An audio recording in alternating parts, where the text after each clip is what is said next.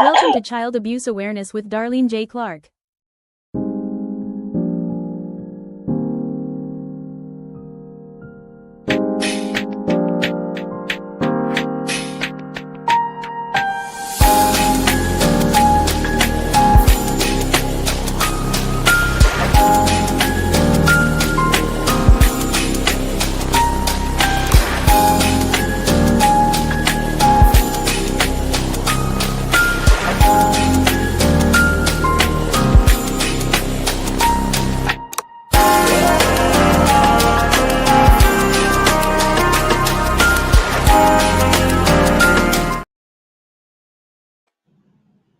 Hello, everyone. Welcome to another episode of Child Abuse Awareness. I'll be telling my story, but I'm in little sections. I hope everyone's having a good day. Say God bless y'all. Also, I'll be sharing a couple pictures with y'all throughout the year as well. We started off on the family before I was even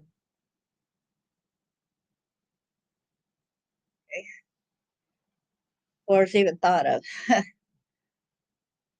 call my mother, call her Hilda. Hilda had Angelic, Hope, and Gerald prior to being with my father. Hilda said Hope sold her to the supposed father. According to my older sister, she remembers these arms coming down into the baby bed when she was 18 months old. Hi there, good to see y'all. Thanks for coming in. She said he did a DNA test and found out he was not the father. And then he placed Hope in an orphanage. A French Canadian couple had adopted her while the man was serving in the military while in Germany. They did get to meet her. She was an adult. She wanted to meet me as well. I was married at the time. The rest of my siblings went down at my other sister's house and at an Angelic's, and they got to meet. My husband didn't want me to go meet her. Angelic and Gerald were sold to Hilda's grandparents. Well, Hilda's mother and father, which was Angelic and Gerald's grandparents, okay? Hilda had also told a guy that he was the dad of Gerald, but he found out and it was proven that he wasn't the father. Hello, everyone. So Gerald and Angelic never knew who their dad was. So since mom always tried to sell her kids, her parents had bought them. Speculation, Hilda had another boy she sold to her sister. Charles Sr. and Hilda met and married. An officer tried to get Hilda to not marry Charles because the officer warned Hilda that Charles loved messing with little girls. Angelic told me about this. Charles and Hilda had a daughter named Gwen while Charles was in the military over there in Germany. Charles Sr. had to spend time in the brig, who was stationed elsewhere before Germany. He was in a brig over that place. It said it was somewhere where it seemed like it always rained. He had what he called jungle rot on his feet because of constantly being with the wet, rainy weather. He would get me to use knives on him. Even when I was 10 years old, his feet was like that, and it just seemed like it just peeled his skin off. And I had to use like the sharp knives on his feet for hours and hours. Charles, Hilda, Gerald, Angelic, and Gwen left Germany. And see, they weren't supposed to leave Germany, Gerald and Angelic, because the grandparents had custody of them. So they stopped in northern United States, and that's where Charles Jr. was born. Angelic said she and Gerald only knew German. She was hungry, but Charles Sr. would not allow them to eat until they asked for it in English. So this is giving a more take of how they were before I was born, okay? Then they moved to the South, and Charles was now stationed in Alabama near his family. Marlene and I were born. Angelic said Hilda walked in while Charles was raping me. This is Angelic's words, okay? Well, so Dad was raping my sister Angelic. Mom began beating me, claiming I was trying to steal her man. The mom went and had Charles Sr. arrested. She went and bailed him out of jail. She said she was looking out the window. He was walking towards the house with a 12 gauge. She said, I ran. She said that she ran and looked out the door. Darlene, you were around 2 years old. You were near the window and he began shooting at you. Shards of glass and splintered wood were going everywhere. You did not know to get to the floor. You were in shock. He was trying to kill you. I knocked you to the floor. I covered your body with my body, she said. I was getting hit all over with glass and splinters of wood. When I heard her tell me this, I was in shock. Darlene, he was mad because he went to jail for raping me. Charles would leave the house, and within a few minutes, Hilda left. Gerald, Angelic, Gwen, age 2, Charles Jr., age 1, Marlene and Darlene are infants. You were hungry. They were gone for a week at a time. We never were allowed to turn the stove on. You and Marlene had to drink clamored milk. I said, no wonder I had trouble digesting milk. He said, you babies, she said, you babies had to stay in the bed. They did not hold you. They did not comfort you. They just fussed and abandoned. They hit. When you were no longer using a bottle, we sat in the floor. I fed you all dried oatmeal. She said, Gerald and I were supposed to go to school, but we were not going to abandon you four babies. Then she proceeded telling me how Hilda sold her to a police officer. And this was in Florida. Then she ran away. Mom got her, found her, and put her in an orphanage. She let her stay in an orphanage for a couple of days and then went back and got her out of the orphanage, said, well, maybe you learned your lesson now. So then she returned her back to the police officer. Hey there, Mr. L. Good to see you. And so she was supposed to stay with that police officer until she became age where she could approve and get married. But my sister ran away. So she ended up being put in an orphanage and ended up aging out at the orphanage. I had told her years later about some of the stuff that Daddy had done, about him putting me on. Well, I was laying on the couch where he spread my legs and he cut part of me off between my legs. And she said, well, I did see him come from Germany. He had a book in his hand, How to Have Sex with Kids. She said, I believe that's how he knew to cut your genitalia. That's like, oh boy. She said, I wish I would have never went ahead and fussed or anything. I wish I would have just stayed at the home. She said, I wish I would have just stayed there and I took it. But she didn't realize that even when she was still in the home, that they were already taking me to places and doing things with me. Well, we're not going to get into that part because at the time, a lot of this was still blocked out. Okay. So we're going to get to the parts that were not blocked out. Okay. So at age 4 is when my mom and my dad divorced. Soon after that, he got with my evil stepmom. I loved her to death because then we had a bed to sleep in at night. We had food in our tummies. She had trouble walking because me and my twin sister would be at her feet and rubbing her legs all the time. So every time she tried to get up, we were always right there. We were trying to show her the gratitude about taking care of us, right?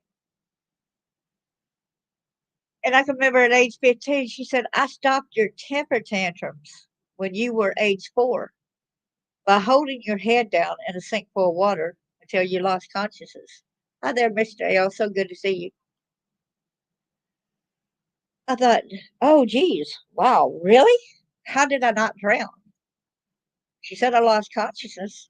How did I not drown? That had to be God's grace and mercy, right? I know that I heard stories about when I was 2, I lost my breath. I stopped breathing. My dad had to run down the road. I don't know what happened to their car that per said time, but the cop ended up stopping. He tried CPR, that didn't work. And the cop had me in his vehicle and they rushed me to the hospital and I had to have an emergency tracheotomy. I was in the hospital for approximately 2 weeks for testing. They could not figure out what the problem was. And there's bits and pieces when I go back to that time, and I thought, oh no, I know exactly what had happened. My great aunt, her husband, was bad about messing with his kids. And I just have the flashes of him, putting, what, in my mouth. Um, and so that's what initially caused me with that ended up hurting my throat and doing damage. Okay. So when I was 4, when there was that, Mama had left the 4 of us, well, 5 of us in the grocery store. That was Gwen, Charles Jr., uh, Marlene, me, and my brother Derek, and I call Paul. After the 5 of us in the store, my aunt got tired of having to go to the grocery store and getting us. So when mom came back a week later to get us from our great aunts, my aunt said, "You're not taking the kids." Well, my mom showed up with a knife, but my aunt had a bigger weapon, which was a gun. So she chased and told her that she ain't going to put up with that no more, that she's tired of having to go rescue us from a grocery store where she kept abandoning us. Okay. So then things progressed, of course, and I can remember when they brought my half brother home from the hospital. It's like I was so glad. It's like that's my baby. I would call him my baby. Every little baby, that they had or somebody had. It's like my baby. Like I wanted to take care of him. I didn't want a doll. I didn't care about dolls, and I didn't understand why. But later on, I'll explain that why. And another section. But they said that one time they got us all in the vehicle and they forgot one of my brothers at home. And that was my brother Derek. That was supposedly a full blooded sibling. And they said when they got back home, the dog, who's laying with the dog had, kept him right there with him. Said that any time that my brother tried to walk away or uh, get away from the dog, wander in the yard, that dog grabbed us by the pants and pulled him back and like that, and then made him lay down and just right there cuddled and took care of him. That's a smart dog, huh? I remember being so afraid of my dad at times that I would I'd climb up underneath the house and hide. But soon I realized that didn't do no good because he'll climb up underneath the house too and get us, right? There were some fun times, there was a hill, and it was, it's fun going to the neighbor's house and rolling down the hill. But that had to stop because they were worried about us getting hurt, which that's understandable. They didn't want us hurt on their property. Um, Years later, also, I had found out um, why I had trouble breathing with my nose. I had seen an ear, nose, and throat doctor, and he said, "What happened to your nose when you were 6?" I said, "Well, I fell out of bunk bed when I was 7." And he said, "No, this was done intentionally to you." I'm like, "Okay." I keep seeing my daddy coming at me with a pair of pliers. He said, "Yeah, the plier grooves were embedded in your cartilage." So I said, "Really? It's true? He twisted my nose around?" He said, "Yeah, we're going to have to do surgery." He said that you got some polyps in there. I need to tell you that that's possibly tumors. You could have cancers because your nose wasn't able to drain out of one side. It could have developed into cancer. So it's like, okay. But thank God that when he opened it up, it just drained all out. So I did not have cancer, thank God. I could remember Daddy loving to have the hide and go seek. Came into the girls' bedroom with a shotgun at his side.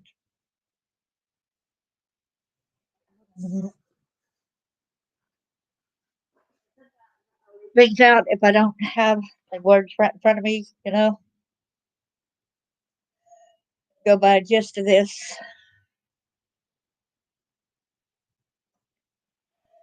Sorry, I've been kind of busy today too. So we had a lineup too. So y'all know the military where that people lined up side by side and not, line up like you do in school.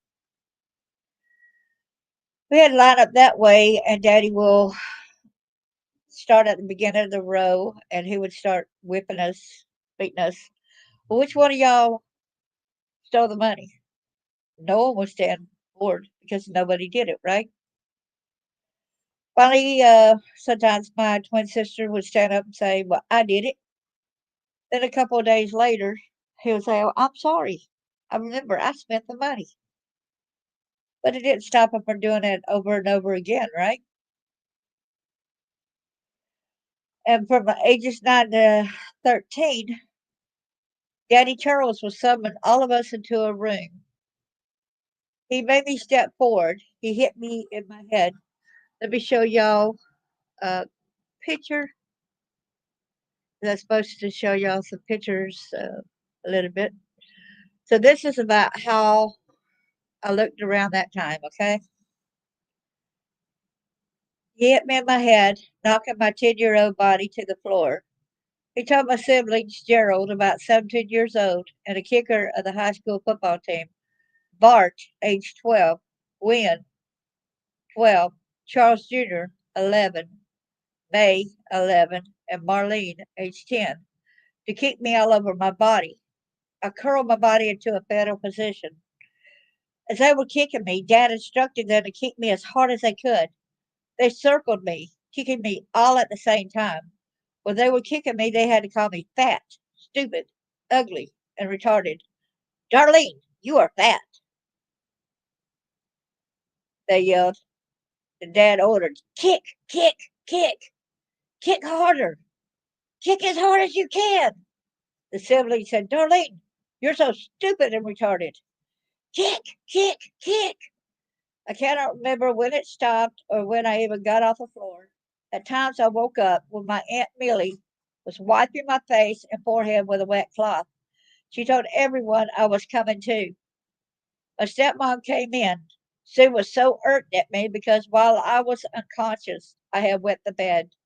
I'm not sure how long I was out of it, but they refused to get me any medical attention. Sue would tie the wet bed sheet around my neck, making me wear it all day long. I really enjoyed living in the house where we lived. The ages of 9 to 13, 11 seemed to bring on a lot of traumas. Maybe it was just the age I remember most of the abuse, torture, and devastation inflicted upon me. I cannot speak for my other siblings because this is my story. We had moved into an old country house. It had some rooms built into it. I believe the dining area, kitchen, and the bathroom were all added. An old curing room was at the edge of the house. I could smell the stench from the old meat that had been cured. I can remember Dad explaining that the old ham hocks were cured there at one time. Having a well was beneficial. I loved the covering over the well. Sometimes we had to draw a bucket of water from it, turning the crank to lift or lower the bucket. It was the best tasting water. There was another place with a spigot out of the ground. A big mound was behind it. Dad explained that it was the old well, and Mr. Dulcie covered it with soil. Our yard was so huge. It had two ponds on the far left side of the property. We had a daily job of feeding the catfish and bass in both ponds. Our other duty for our landlord was to work in his two gardens. We had our own garden to tend. We also had a lot of different animals. We had a big sow named Sally. Mr. Dosey, our landlord, had ducks and geese. They flew around a lot. We helped take care of them.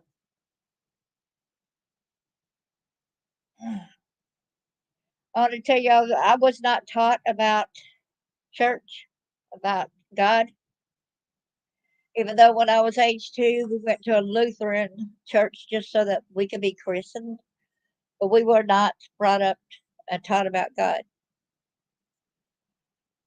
We moved about 45 minutes to the city. It was a nice brick home with a fenced yard. Sue, that's what I call my stepmom, okay? Sue and I were in the backyard beside the clothesline when we noticed an awful stench. We soon found out the source of the foul odor, a deceased dog in the basement. Sue and I put clothespins on our noses. I'm not sure how long it took to get rid of that smell from under the house.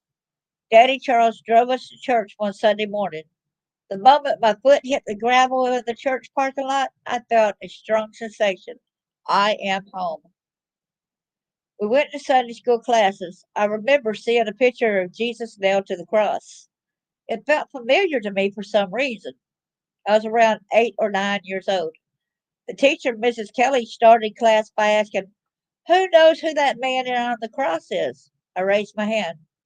Miss Kelly said, "Put your hand down. You don't know the answer. You weren't taught about God." She asked the question again. I wasn't going to lie. I knew who that man was. I raised my hand again. She quit. "Darlene, I know you don't know the answer. Put your hand down." Miss Kelly asked once more, "Who knows who that man is on the cross?" I kept my hand down out of fear of being reprimanded.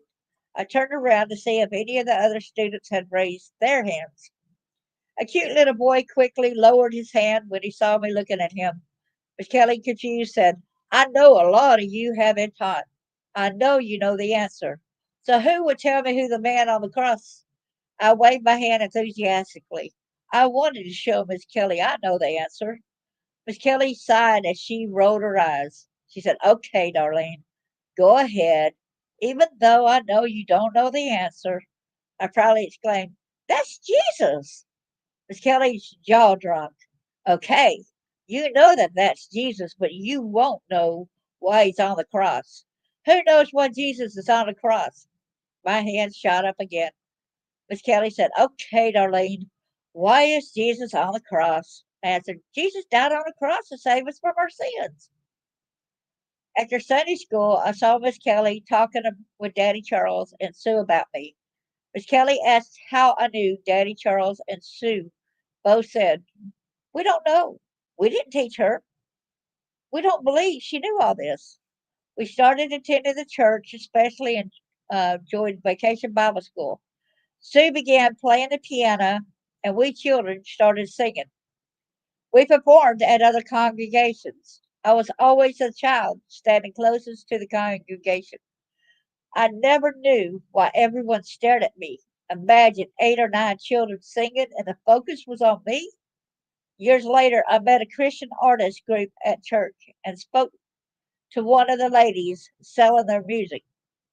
I told her my family used to be a gospel group. She asked, "Is that where your mom played the piano while 8 or 9 of you sang?" I replied, "Yes, ma'am." "So you heard of us?" She replied, "Yes, I have. Your group was popular among the Southern Baptists. What happened to the girl who stood closest to the congregation?" I looked at her puzzled.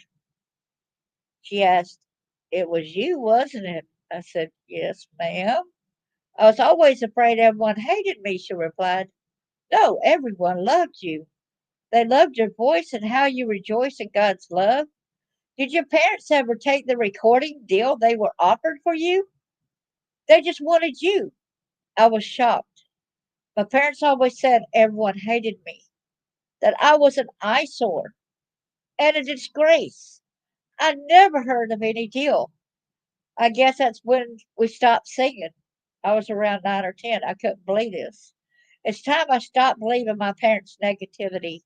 I couldn't believe it. They could have made money from me without the sickening, deviant behavior.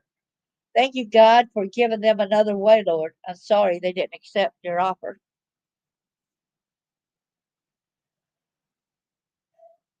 And I wanted to talk about the Benny Carl show. It was pretty fun. That's also in the book as well, you know.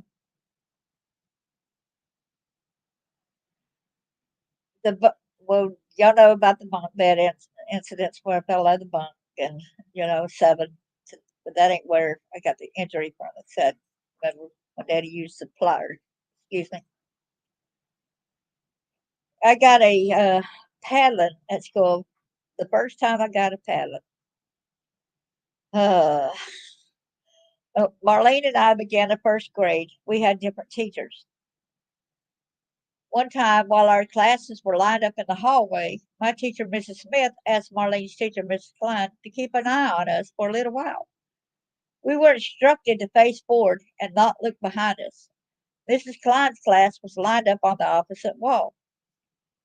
A few minutes passed, and I felt a small yank.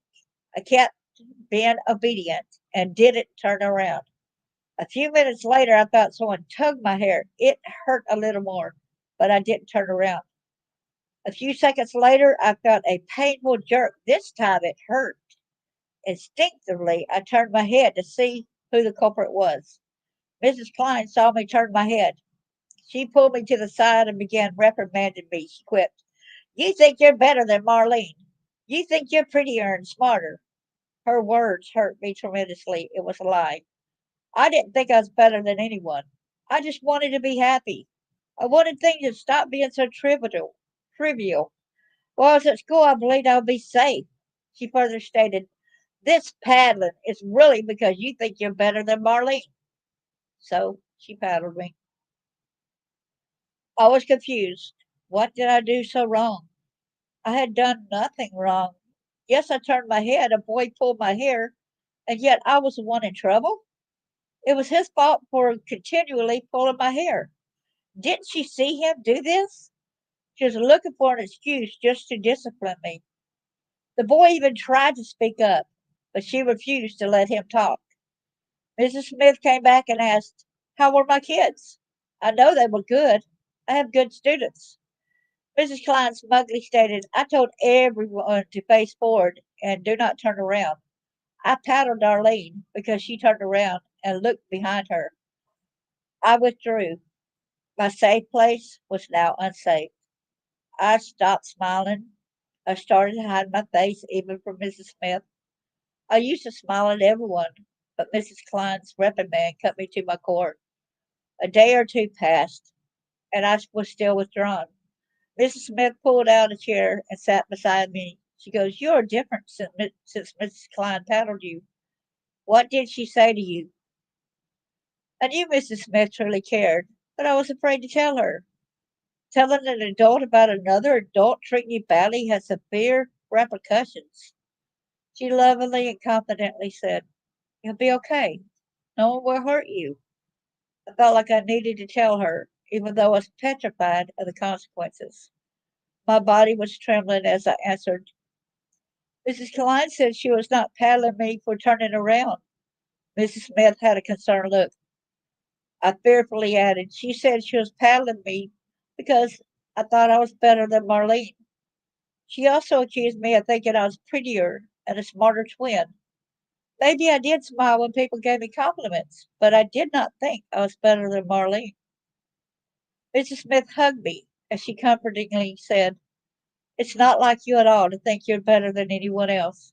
I know better. She made sure I was calm before she left the classroom to speak with Mrs. Klein and the principal. Another day, Mrs. Klein smugly stated, you need to stop thinking you're better than Marlene. Marlene brazenly stepped forward, pressing her hands on her hips, and quipped, leave her alone. Darlene is not like that. Mrs. Smith overheard the conversation and made a beeline to the principal's office. I never had a problem with Mrs. Klein again. It did not take long for Mrs. Smith to have me smiling again. She said, it's childish for a teacher to say such a thing to anyone, much less a child. Mrs. Smith was a true inspiration. She stood up when she saw a coworker doing wrong. She did not turn her back and look the other way. She brought sunshine into my life. Y'all can laugh about this on the Benny Carl show, okay? It was such a big surprise when Mom Hilda and our new stepdad, David Smith, showed up to pick Marlene and me up to be on the Benny Carl show in Huntsville, Alabama. David arrived in a camper pickup truck. Mom Hilda and David went to the back of the camper. My eyes were as big as lollipops with excitement. I had never ridden in a camper before. Daddy David loved the excitement on Marlene's and my face. I asked, where do I sit? David replied, you can sit anywhere your heart desires. Mom Hilda, Marlene, and I rode in the back when Daddy David drove. It was so neat seeing the kitchenette. I had never thought it would all fit. I sat at a table while Marlene sat across from me. Mom Hilda was instructing us to be on our best behavior since we were going to be on television. I did not understand that concept. We arrived at the studio. Our seats were a smaller style of bleachers. I chose to sit right beside this cute dark haired boy. Marlene, the cute boy, and I all sat up top with just a few others sitting in our row, and there were other rows below us. Mr. Benny offered us a 16-ounce bottle of RC or double cola. I had never had my very own drink before. I was shocked. Benny started talking with the child to my far right. He was asking her questions. I noticed we were to give our bottles to Benny as he spoke to each one individually. I was not finished with my drink. There was no way I was about to give him my bottle. I was not done. I stuck it further into my mouth as the acid started choking me a tad. I did not cough or open my mouth. Tears welled up. I paid no attention to the camera guy. Mr. Benny asked me, what's your name? I temporarily took the clenched bottle out of my mouth. My name is Darlene. I stated that I was about to put the bottle back in my mouth. Mr. Benny asked, is this your birthday today? I knew to have manners, so I replied, yes, sir. It's mine and Marlene's 7th birthday. I put the bottle back into my mouth. He teasingly asked, please give me the bottle. I was adamant. I stuck the bottle further into my mouth as I shook my head no. Mr. Benny would take a step toward the boy beside me, and then he stepped back, as if playing with me. He said, give me that bottle. I saw the camera guy rotate the camera around and around. Mr. Benny Carl was so nice that he let me finish the birthday soda. When Marlene and I got home, Gwen was seated in front of the television set. Gwen stated, Darlene, how did you do that trick? I asked, what trick? She said, can you teach me that trick? How did you drink soda while you turned flips? I did not know what Gwen was talking about. She said, that was a cameraman rotating the camera as he was filming. I shrugged my shoulders as I proceeded to leave the room. I did not know what anyone was talking about, but now, understanding, it was hilarious.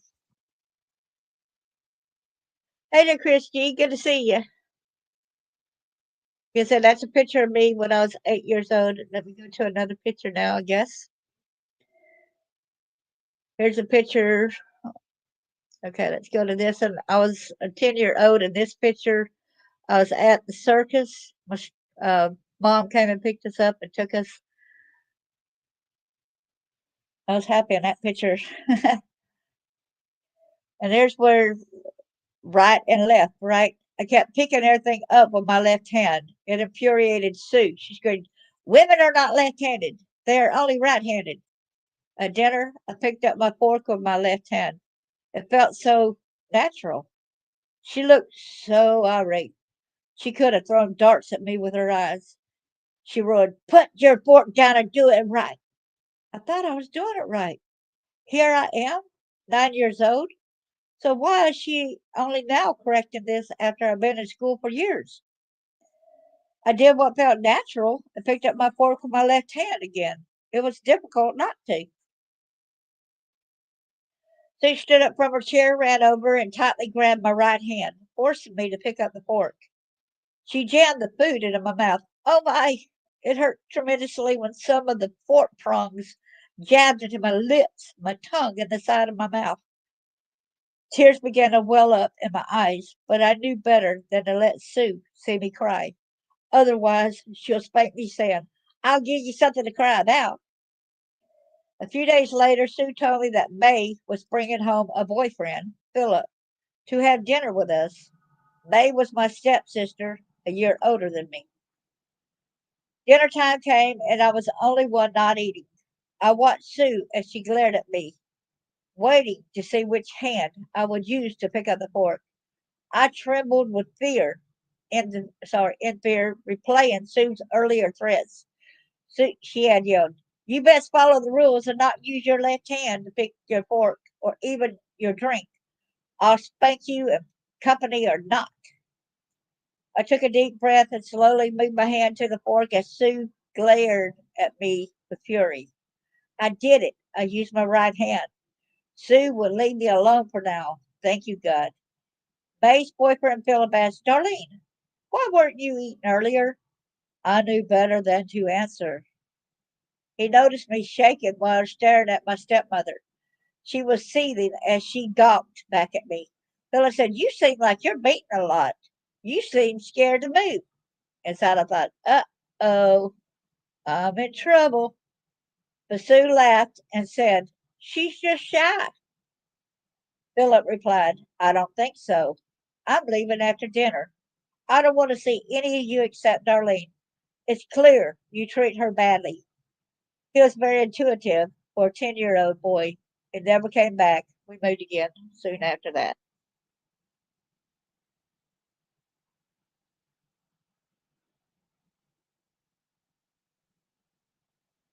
This part right here reminds me of the child called in some ways.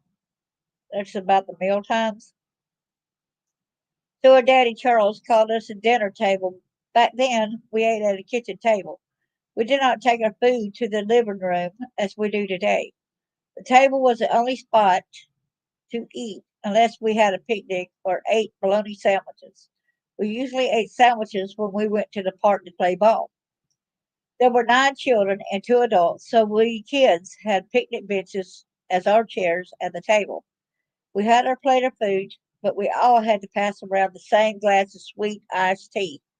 We would be lucky if we had 2 sips out of the entire glass. On many occasions, Dad would be furious at me because I had trouble breathing. Sometimes he made me stop eating my dinner and get an entire raw onion for my meal. I was not allowed to eat my plate of food. Those nights, my only meal was the onion, nothing more. On other occasions, Dad called, "Darlene, you're a dog." I had bronchitis. The coughs from bronchitis are rough sounding. I also had a rattle in my chest. He ordered, "Darlene, get down on the floor." I shamefully looked at Dad as I did as he ordered. I knew what was next. Dad bellowed, "Get on all fours like a dog." When I got into the instructed position, he vehemently yelled, "Bark at your food, bark like a dog." I began barking at my food as tears streamed down my cheeks.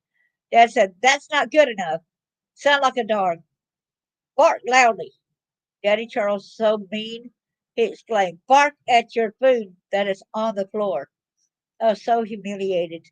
Tears were streaming down my face as I tried to catch my breath from crying so hard. He proceeded to tell me to go to my room without eating because I did not want to bark at my food. Tears were flooding down my face like a broken dam. I had no desire to eat after going through this turmoil. An hour later, I was called back to eat. Dad pointed to the food on the floor and yelled, "Bark at it, and it better sound like a real bark." I kept barking until Dad finally said, "That's good enough." To further humiliate me, he dumped my plate of food onto the floor. Dad happily ordered, "Now eat it." I looked up and said, "I don't have a fork or a spoon." Dad replied, "Eat it like a dog. Lick it up as a dog does." Occasionally bark and growl as if someone was trying to take the food away. I obeyed Dad because I knew he would keep me up all night until I did as I was told. The reason my nose was stopped up was Dad's fault. He used pliers on my nose. He twisted the cartilage, and an ENT, ear, nose, and throat doctor, sent me to have a scan of my entire body. He informed me that most of my bones had been fractured or broken. He let me know my nose had been blocked on one side since the age of 6, and it was done intentionally.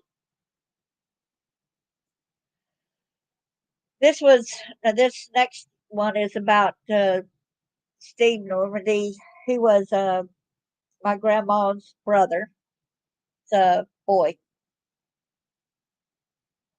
So Uncle Rap and Aunt Millie had a son. My cousin Steve Normandy was a heavy set man.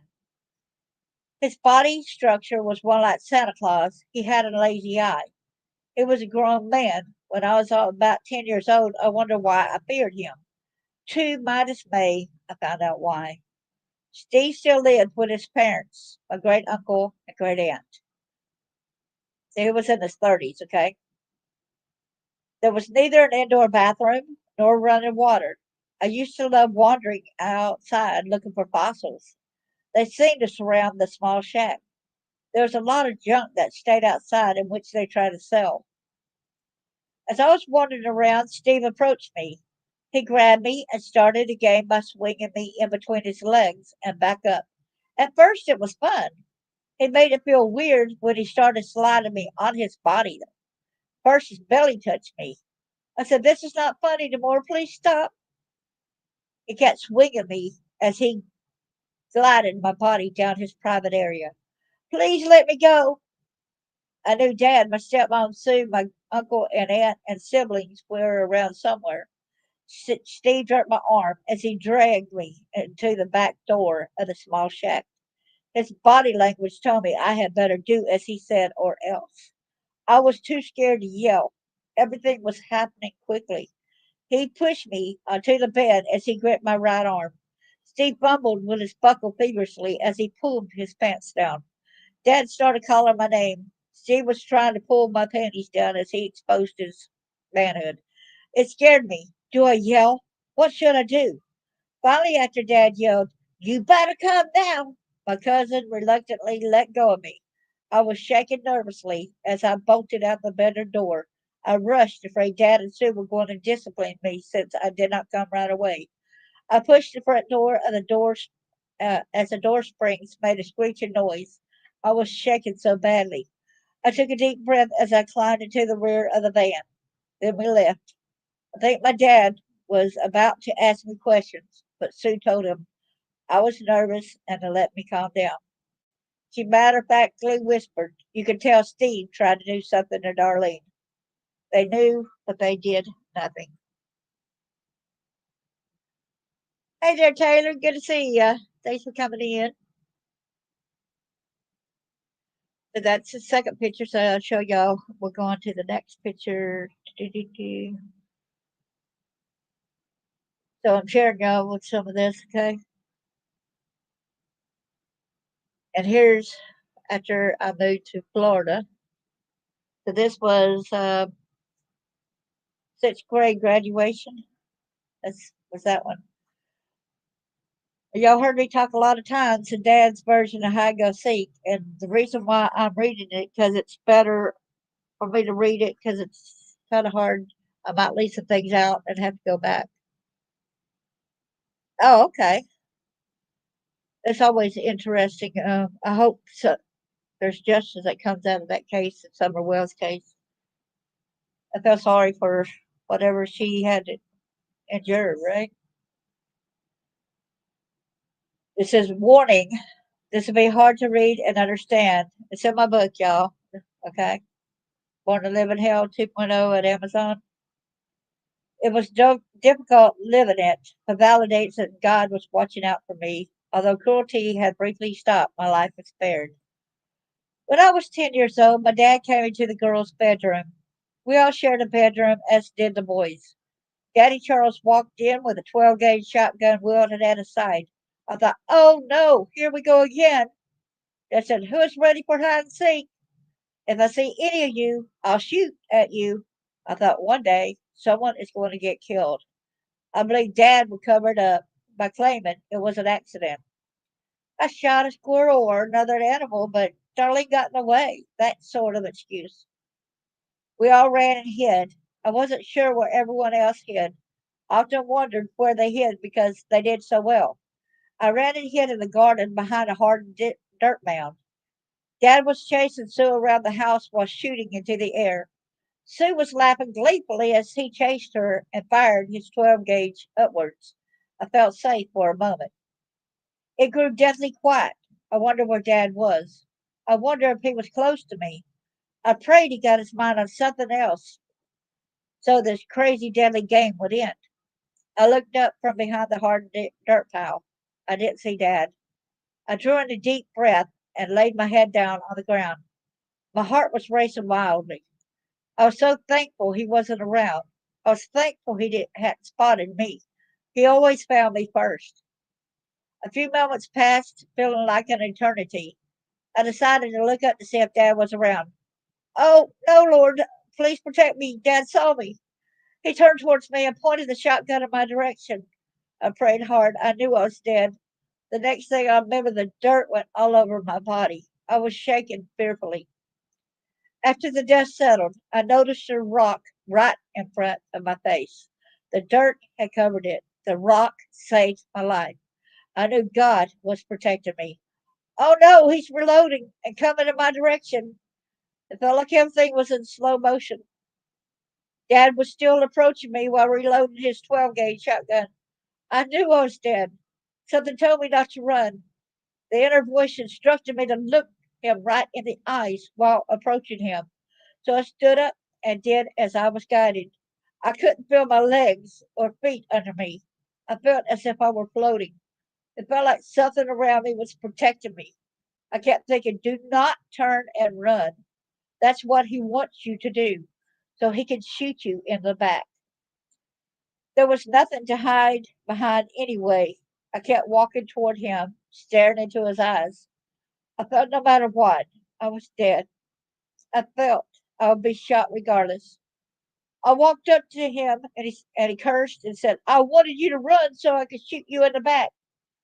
Dad turned his back to me and said, I'm going to hunt one of your siblings. I need to kill something today. Yeah, I want her on, yes.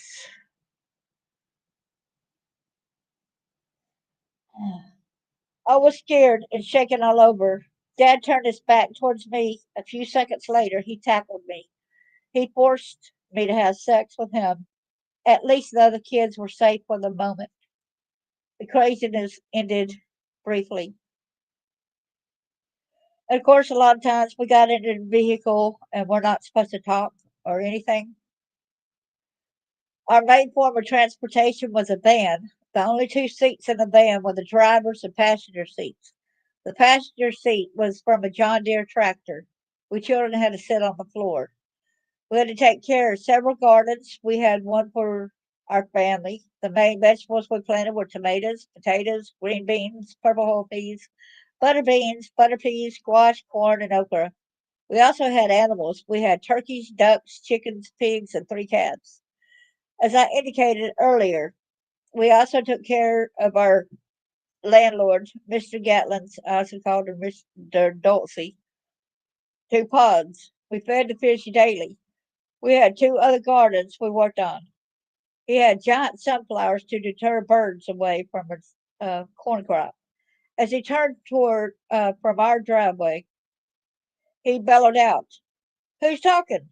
The siblings answered, "Darlene." I don't think I was talking, but I don't remember even getting into the van. I guess he could have talked because in dissociation, Dad pulled over to the side of the road, got out of the van, opened the back door, and venomously ordered, "Darlene, get out of the van." I was thinking, oh no, here we go again. Dad walked over to some trees and broke off a thick switch. He started beating all over my body with the switch while yelling, "Are you going to talk again?" I kept shaking my head, but he wanted me to say no, sir. I was afraid to talk because he kept ordering me not to, so I was obeying. I knew he would keep beating me until I said no, sir, so I finally said it. I couldn't understand why saying no, sir made him angrier, but when I said it, Dad grew more furious. He tore into me. I was crying because I was in a lot of pain. I was hurting all over. I had welts on my arms, legs, hands, and back. Some places were bleeding. We got back into the van and went to work in Mr. Gatlin's garden. Mr. Gatlin noticed the marks on my body and he says, "What happened to Darlene? What are all those welts? She's bleeding and looks weak." Dad said, "Darlene fell into some blackberry bushes." Any movement was difficult. It stung terribly. Our landlord told Dad, "You'd better let Darlene work in the shade because she looks weak." Dad looked at me and said, "Go to a shaded part." After the landlord left, Dad said, "He's gone. Now go to work in the garden." I did as I was ordered, but I kept falling from weakness. When I fell, Dad would come up behind me and hit me, calling me a klutz. One day we were leaving the garden. We all got into the van. Someone shut the door before I could move my finger. My finger was jammed, but I couldn't feel it. I knew better than to speak. One of my siblings hollered about my finger being stuck in the door. Dad drove a little more, then parked the van. He opened the door and fussed at me, saying, "Why didn't you say anything?" I didn't answer because I was afraid to speak. It shows again how God was watching out for me. I didn't lose a finger.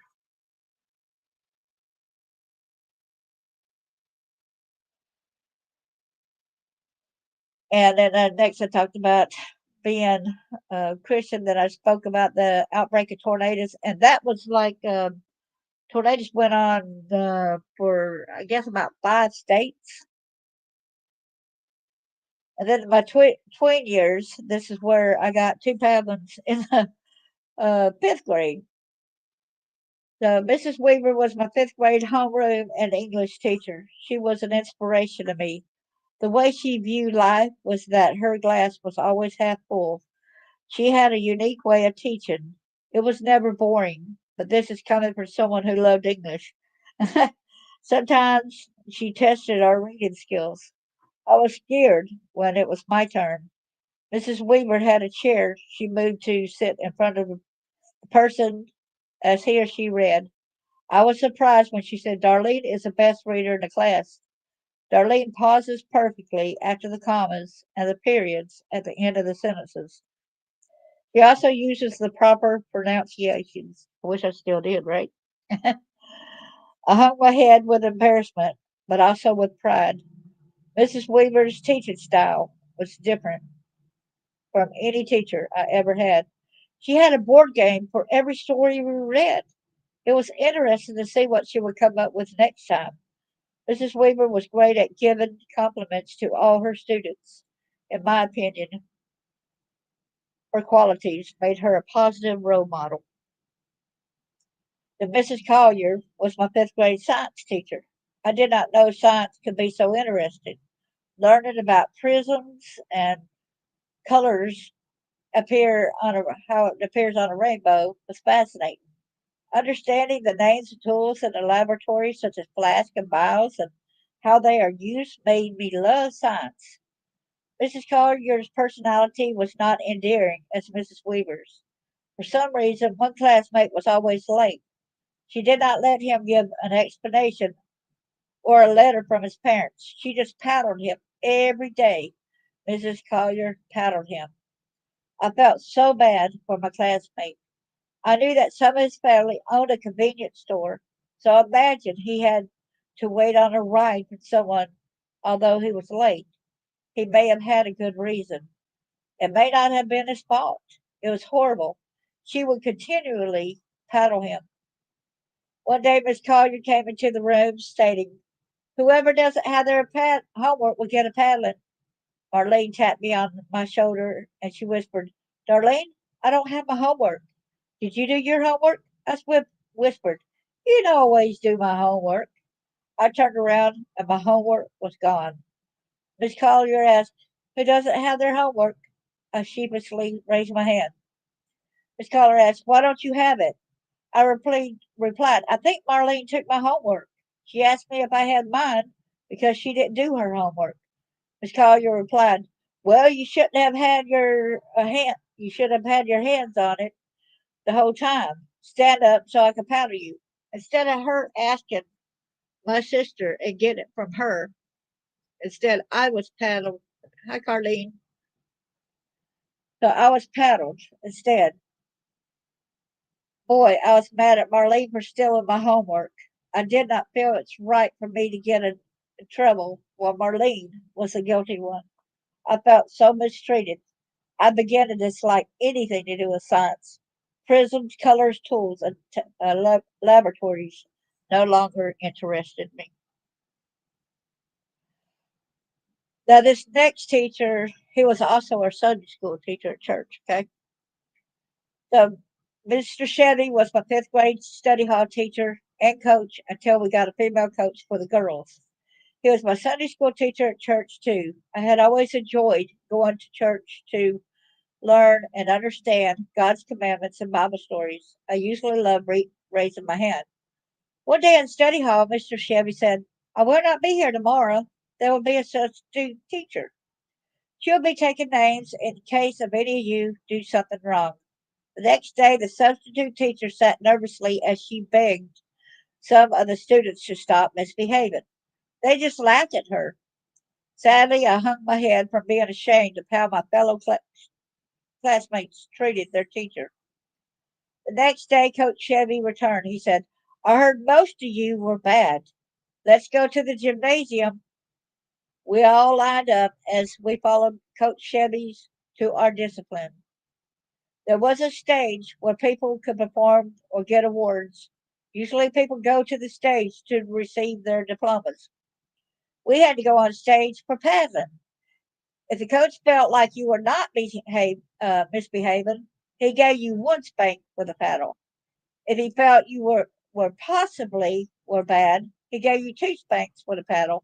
If he knew you were bad, he paddled you three times. I felt flustered again. Although I only got one spank, I did not understand why he spanked us all. I was a good girl, but I still got a spanking. I loved attending school until the spankings were paddles. Marlene received three spanks. I felt good that Marlene was disciplined because she had misbehaved. Sunday school came as Coach Chevy asked us questions about our Sunday school lesson. He was shocked because I wasn't talking with him. His eyes were sorrowful, but I was too afraid to talk with him. My safety nets were broken. School was once my safety nets. Now, before we had to go visit my birth mom when I was 11, we always knew what type of talk Dad was going to have to us by which room we were in. If he wanted everyone in the girls' bedroom, the military lineup was to be enforced. In the spare bedroom, where there were no beds or any furniture, all of us had to sit on the floor against the walls. This meant Dad was going to be threatening. We were all sitting as Dad ranting and raved. He met this discussion for five of us: Gwen, Charles Jr., Marlene, Derek, and me. Dad exclaimed, "You are all going to visit your mom this summer. Y'all better not tell anyone about the abuses what I did to you, or the next time You will not be lucky to live. I began shaking. Did not want to go to my mom's.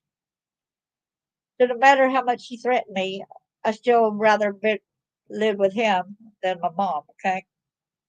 I did not know the reason why until years later.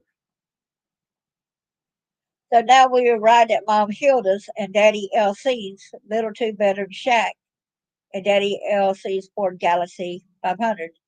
The small framed house was up on concrete blocks. There were three German Shepherd dogs behind the fence. In the backyard was another building that housed a washer and a dryer. There were three beautiful red rose bushes in front of the porch. We bounded up the 3 or 4 steps. The front porch had two living room recliners on it.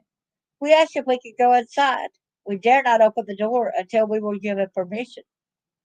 We went inside and sat on the red plastic couch.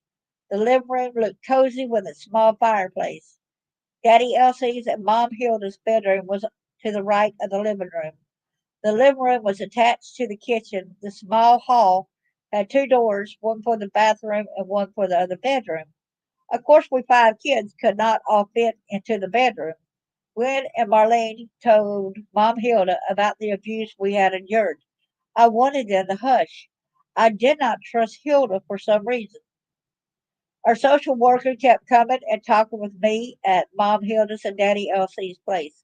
She kept trying to convince me it was in my best interest to stay with Mom. I would rather have stayed with Dad, who occasionally told me he loved me, than to never hear the words or to constantly hear that I was a mistake.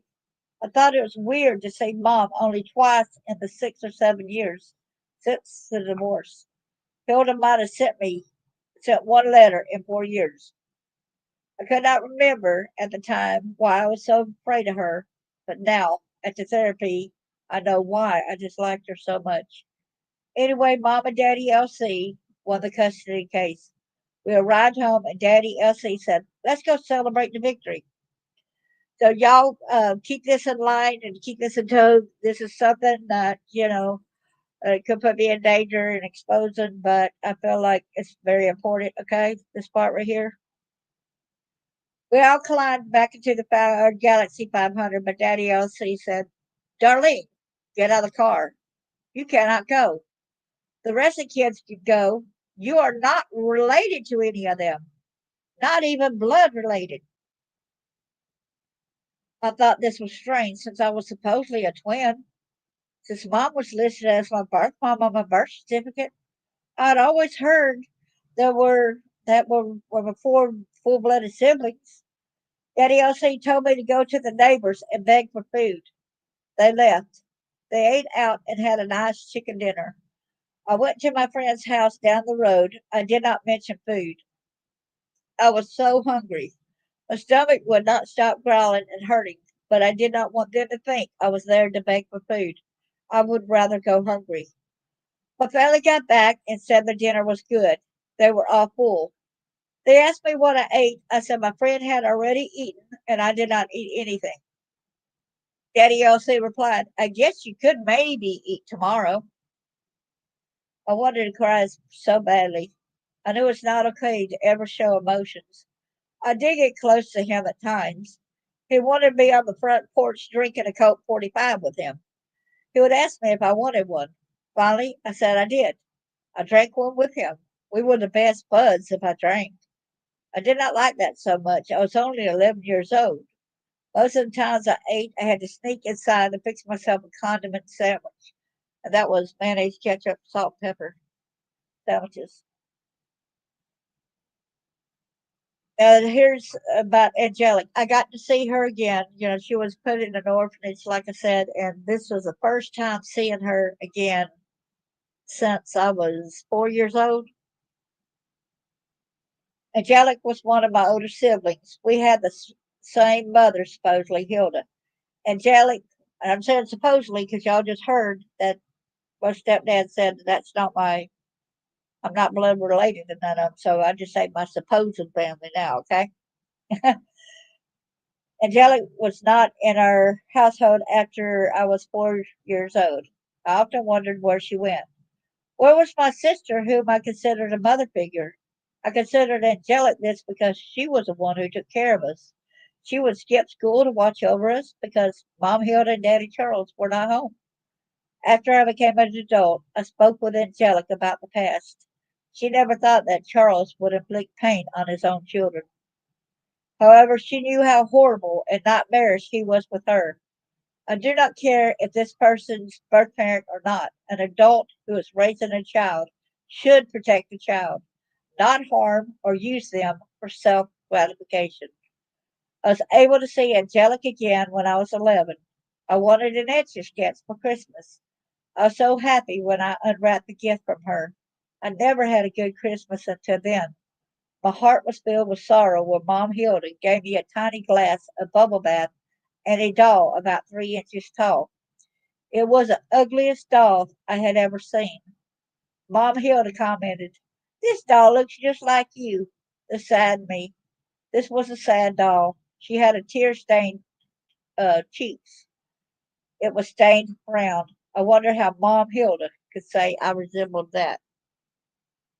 We later went to Angelica and Sam's house. Sam was her husband. They did not have any children yet. Sam loved to hold Marlene and I. I loved going out in their backyard. They had the most beautiful orange trees. This was the first time I had ever seen one in person. I thought it was so neat. Back then, okay, in the 70s, we used neat a lot. You could tell that by the Brady Bunch with that oldest daughter going, Neato. Sam took a picture of Angelic, Marlene, and me as we posed holding an orange that was still growing on the tree. Angelic loved me, and I loved her. I still love my sister, Mommy. I would feel peaceful, calm, loved, and wanted when I'm around her. But sadly, y'all, I don't get to talk to her no more because it hurts her heart to know that my dad done me the same way in some ways that he had done her. So she's like, feels guilty about being put in an orphanage and not being there. And it's not her fault at all. Yet she's taking the blame for it. So she don't want to talk to me because it reminds her so much of what happened to her too. And they're skipping school one time. My brother and I we skipped school, and he would not go to school. I was said we need to go to school, but I knew I would get in trouble if I would have left him at home, right? So since I couldn't get him to get on the school bus, I didn't feel like I had a choice, right? I knew I would get in trouble if I went to school and left Derek alone. I skipped school to take care of my brother. Later that day, we decided to go fishing. This was the first time I had fished. Derek knew the right place to go in a new state we lived in. We did not have a cane pole, so we used lawn sticks. I felt like Tom Sawyer and let out a chuckle thinking about the story floating downstream on the old Mississippi. This was far from being a river. This ain't small for any creek I had ever been to. The fishing spot we went to was on the same road as the school. The school was about 2 or 3 miles from where we were fishing. Derek caught something, but I was scared and worried. I had my homework done. I was the president of the art club and class president. The kids at the school were nice and talked with me. I loved it there. I knew we were doing wrong by playing hooky. I finally got a tug on my line. I saw my bomber go below the water. I jerked it up. Oh my, what is this on my line? It's not a fish. It looks like a stick, but it isn't. I realized what it was. I had caught a snake. When I jerked it up, I threw my makeshift pole in the water and ran. My brother yelled, "Calm down! The snake is dead!" I yelled. I replied, "I don't care." I felt like this was my punishment from God for skipping school. From then on, if my brother refused to get up, I was not going to take no for an answer. I laugh about this now as I remember how fast I ran 2 or 3 miles home. I was all wound up. I didn't feel tired. My eyes stayed wide open with disbelief for a while. See, it's got some funny times in here too, right? So when we're talking about the danger game, I was so tired of so much going on. I was tired of the abuse. I was tired of going hungry because she wasn't cooking for me. My mom wasn't cooking for me. I was tired of having to take care of myself because she told me what I had to do. If I wanted to eat, I would go out there and prostitute myself, okay? So I refused to do that. I would not go out there and sell myself just so that I could eat. So when she wasn't at home yet, I would sneak in the house and, make a mayonnaise, ketchup, salt, and pepper sandwich. And that's basically how I ate for the 2 years. I made sure to clean up after myself so didn't leave any proof that I had went in the house and ate, right? I was tired of having to take care of myself at the young age of 11. It started innocently. It turned into a deadly game of risk, but I did not care. I thought if I died from it, that it was just my time. I doubted anyone would miss me. No one except the people at school had saved me for days. I felt so alone. Plus, where I slept in the back seat of the car, and this was in Florida. Well, the Lord had to protect me overtime, sleep in the back seat of a Mustang or the Galaxy 500. And the heat of the Florida sun, I don't see how I survived that, right? And the windows being rolled up, I really don't see. Okay, then it said I had been so used to not eating that I could not even eat at school. When I opened the doors to the cafeteria, the smell of the food was nauseating, since I was not used to eating anything except mayonnaise, ketchup, salt, and pepper sandwiches. That was all I usually had daily, and I was not going to beg for food. I was tired of being a twin. I was tired of people comparing my twin and me. I was me. I was an individual. I wanted to be myself. I grew tired of people saying I am the smarter and prettier twin. It might be a compliment to some, but I just wanted to be me. I wondered if Marlene had ever felt that way also. A year later, I found out the answer to the question. It seemed any time someone asked when my birthday was, Marlene would come out of nowhere saying, "Don't forget it's my birthday also." I replied, "Of course, they know we're twins." It infuriated me. We lived right beside the railroad tracks. The train would usually be unloaded quickly. I had to walk to school. When I was at the other school, the bus would pick us up. My siblings had friends who took them to school, but no one would offer to take me. I had to walk to school, even in the storms. One time I asked Gwen if I could ride with her and her friends. When I asked, she and her friends laughed. The driver told me they would be glad to take me, but Gwen locked the door and instructed her friend to drive. I knew I would take them. I did not understand all this daily cruelty. My entire life was mostly cruel. One day a train was at a standstill on the tracks, blocking my way to school. I needed to get there. I did not want to be late. I decided to crawl under the train, but I tried not to get my clothes dirty. I was nervously thinking about different things, such as what if the train starts moving? Would I have time to finish getting to the other side without getting hurt? Will anyone tattle on me? Phew, I made it. I went to school that day. Later, I drew out the hopscotch board in the sand beside the train tracks. As I was playing hopscotch, another train came and stopped. I started watching and observing the train's movements when they started its engines. I kept my eyes on the rail wheels and the train tracks. Soon, I would notice the rhythm of the trains. Another train stopped. I decided to see if it was okay if I went under the train again. I did it. It felt exhilarating. I noticed it was still at a stop. I heard the engine turn on. I wondered how many times I could get from one side to the other side before it would go too fast. I kept playing that dangerous game numerous times. I stopped playing it after I tripped. Frightfully, my foot got hung up between the track and the wood at the railroad crossing. Frantically, I tried removing my foot before the train ran over it. Luckily, I got it out in time.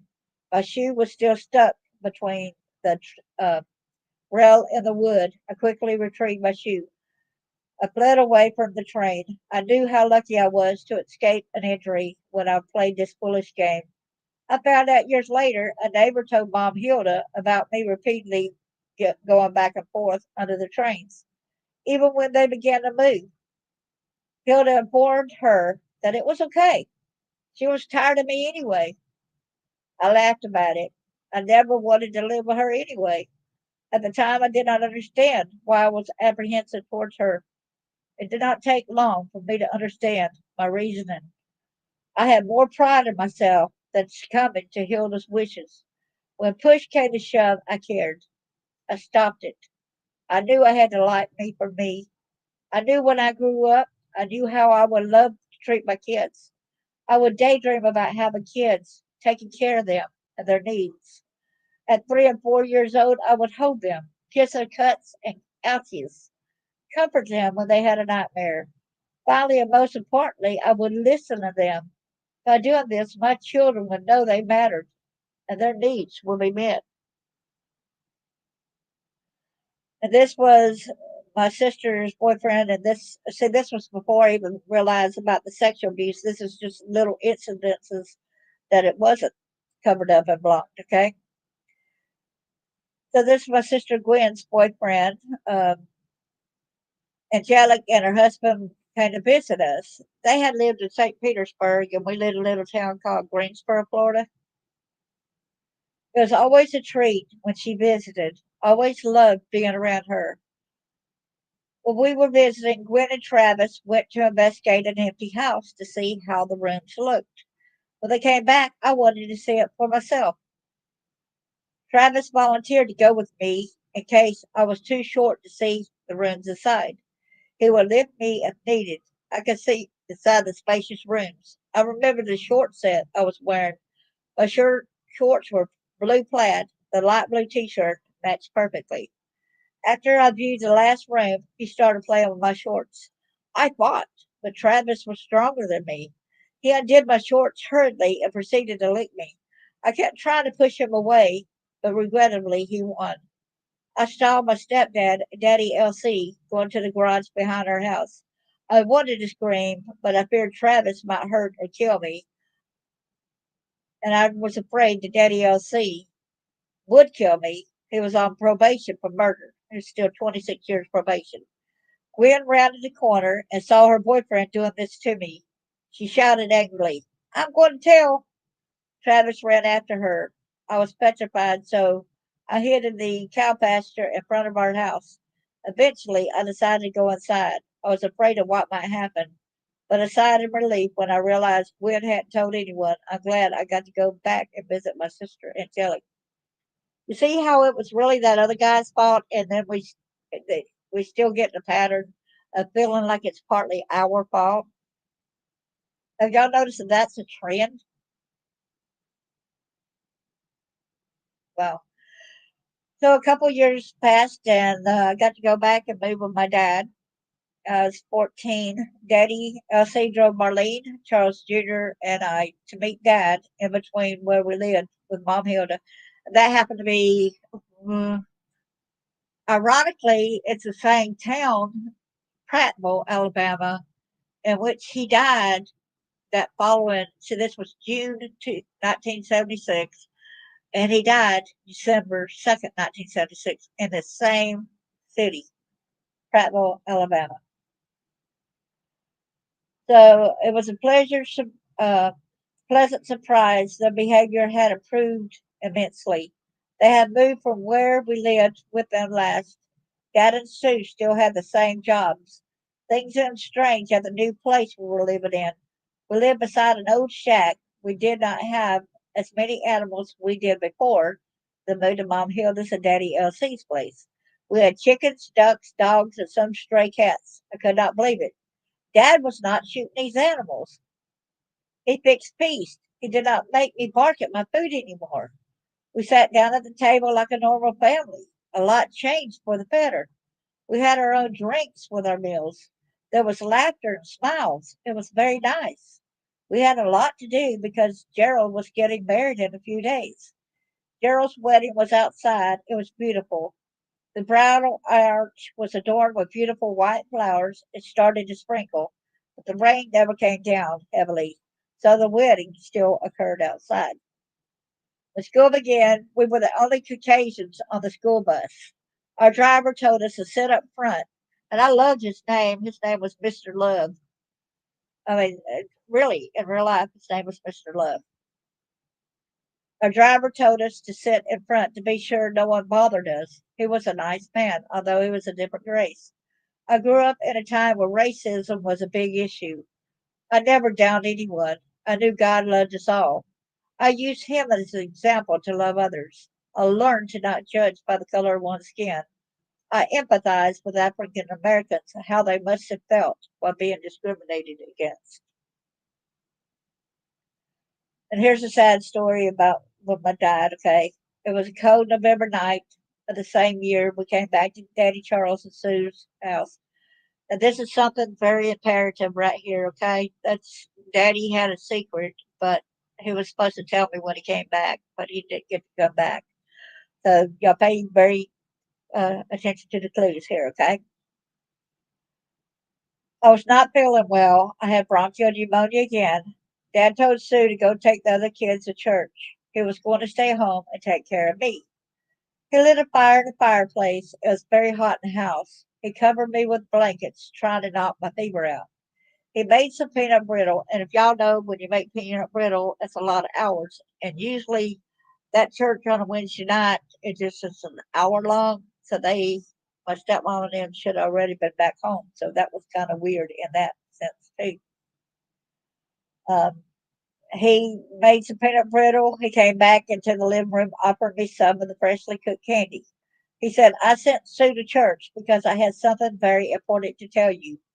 I am sorry for the abuse I had done to you, but Sue made me abuse you. My dad was a cruel person. He was an adult, and he had a choice. He did it on his own. It hurt me when he blamed others, but I thought it was a big step for him to admit he was wrong. He quit. I have a certain job of work to do. I'll be gone for only a few days. I'll be back to get you.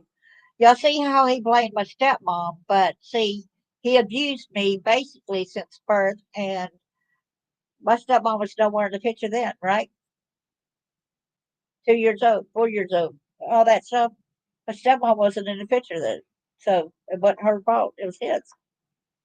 He left at the end of November. A few days later, around midnight, as of December the 2nd, the phone rang. Sue came and woke us up, stating, Get up, your dad's dead. We got up and went into the kitchen. I watched Sue. I already knew Dad was dead because I was dreaming it as, when she woke me up, I was dreaming that he died. I was dreaming it exactly as she would said how it happened, too. It's kind of freakish. Already knew Dad was dead. Sue started cursing and hitting the wall. She had her back turned, but she did not know that I could see part of her facial expressions. She was smiling. But in mind, they had the same jobs as they did before I went to Florida, right? They worked at the same business. Okay, Sue let out a big laugh. She said, "We don't have to go to church anymore. We can do as we please. I could be mean to you again. I won't have to put up with the nonsense of God and the church." I was very confused. I did not let anyone know about this. I held it in. When people came over, she put up a big front. Dad's dad embarrassed me tremendously. He was smacking the women for church on their backsides when they walked by him. I felt sick to my stomach. Aunt Lottie and Aunt Zelda, they were Grandma's sisters, took Marlene and me home with them. We spent the night at Aunt Lottie's house. I sat in shock and disbelief. I thought it would be different. I thought it was weird that 2 weeks before Dad died due to the accident at work, Sue and he picked up caskets, bought the burial place, and even took out a life insurance policy on him. I was lying in bed as my mind kept replaying all of this information. It felt too much. I always wondered what the big secret was that he wanted to tell me. Aunt Lottie came into the bedroom. She asked, Would you both want something to drink? I said, Please. Marlene said, Yes, and gulped and said, Please. When she realized I said it, I made it a point to say, Please, thank you, yes, ma'am, and yes, sir. It was easy to do. Respect was a part of me. Aunt Lottie, Marlene, and I went to the kitchen, but it was quiet. Aunt Lottie's husband was sleeping because he worked long hours as a security guard. She asked if we were hungry. Marlene was, but I said I wasn't because I was thinking of our uncle asleep. I was worried cooking might be noisy and wake him up or keep him awake. And Lottie said, I know what you want, Darlene. You want a Bible. I said, yes, please. It always helped during times of trouble to read the Bible. My aunt knew I loved reading the Bible. I was always interested in learning more. She asked us what we wanted to read. Marlene opened the Bible and wanted to read about Lot and Lot's wife. I just wanted the Bible to open and read from there. I just wanted comfort. Opened the Bible and read the page where it had opened. It spoke of death and dying. My aunt started crying. She called me blessed. She asked me to explain what I just read. Marlene wanted to answer, so I let her. She explained the rough draft of it. I had to add a lot more.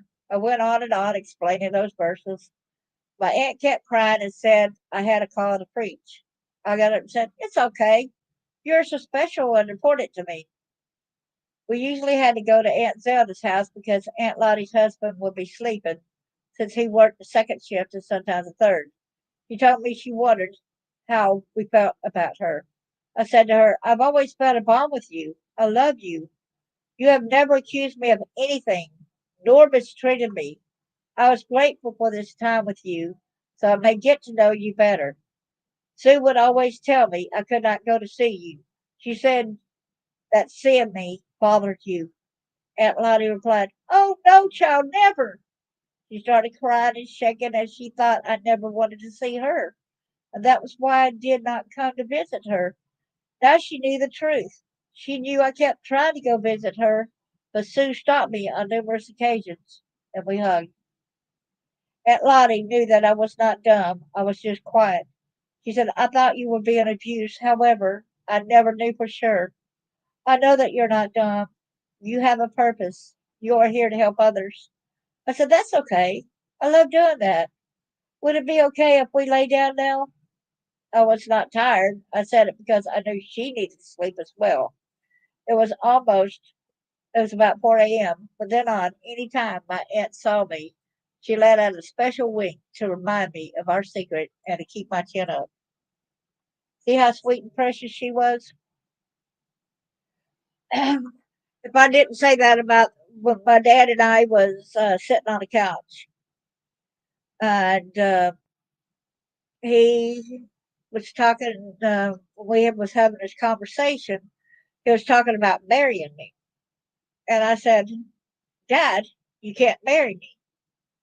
I said, I'm your daughter. He said, well, I'll be allowed to marry you. I'll explain it to you when I come back from the trip. I said, but the church won't allow you to marry me. Will you be my dad? He said, when I come back from the trip, I'll tell you the truth. He ended up dying on the job. And I can remember at the funeral, when at the funeral home during the viewing time, Dad's buddy, who we frequently went to his house a lot of times until after Dad died. That's the last time we seen Dad's buddy was at the funeral home.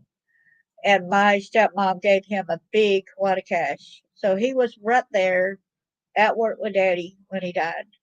So I really think that the three of them, the two of them, had something to do with, because somebody turned on the machine when my dad went in front of him, uh, went in front of the machine, and somebody turned it on, and that's what blew him over the side. So yeah, I kind of blame that, right? So Dad never got to come back and tell me what the secret was. I'm glad that I'm not one of them kids that was stuck into marrying their parent, regardless of whether he's blood related or not. I don't think it would have been right. Okay. So Sue received insurance money from Dad's accidental death and purchased a home with some acreage. The house was roomy and spacious. It was sitting on land that had 17 plus acres. Soon after moving, I heard a conversation Sue had with Marlene. She said, Marlene, you are not loved or wanted. You need to move back with your mom, Hilda. Charles, and so she did, okay. And then Charles Jr. was convinced to join the military. When he got out of the army, he moved back home with Mom Hilda. I was the only one left, the Dad and Hilda's children, living with Sue, Bart, May, and Terry. And I were the only children living at home. Terry was now in the sixth grade. Bart quit school, as did May. Terry played baseball, and I would usually watch over him. One evening, Terry came into the bedroom frightened. He was white as a sheet. He said, I'm scared. I just saw Mom and Bart having sex. So that was mother and son. So Mom and Bart. That was um, that was Sue's first child with the first marriage, and she was actually in the bedroom having sex with her own son. Okay. I thought, oh no, but it wasn't surprising to me. I had to comfort Terry now. I asked him, how do you know they were having sex? Because, of course, some people might think kissing or whatever, right? So I knew most sixth graders mistook kissing for sex. He replied, they were both naked. I replied, okay. He further stated, I am afraid she might try to have sex with me when I grow older. Sue was not as mean to me as she was before, but her violence began again. May and I had a chore list. Sue wrote out daily. May did not go to school, so she had to do her portion the entire day. She had all day to do it. To my dismay, she did not do any of it. I'll get off the bus approximately 30 minutes before Sue came home from work. There was not much time to do chores. All six beds were unmade. The two bathrooms were filthy. Dusting and vacuuming needed to be done. The dishes needed to be washed and put up. The floors needed to be swept and mopped. Sue came home enraged. They always got away with not cleaning by telling Sue she instructed me to do her chores as well as mine. I got my butt bruised severely. I thought it was an injustice for Sue to reprimand me for not doing May's work. It was tough enough to get my chores completed before Sue got home. All the chores were now my responsibility. It was impossible to have the clothes washed, dried, and put up within 30 minutes, much less the entire house clean. Later, May had a son. It grew harder on me because now I had to take care of her child when I got home. I did not have time to do my homework. I started failing school because of being unable to study.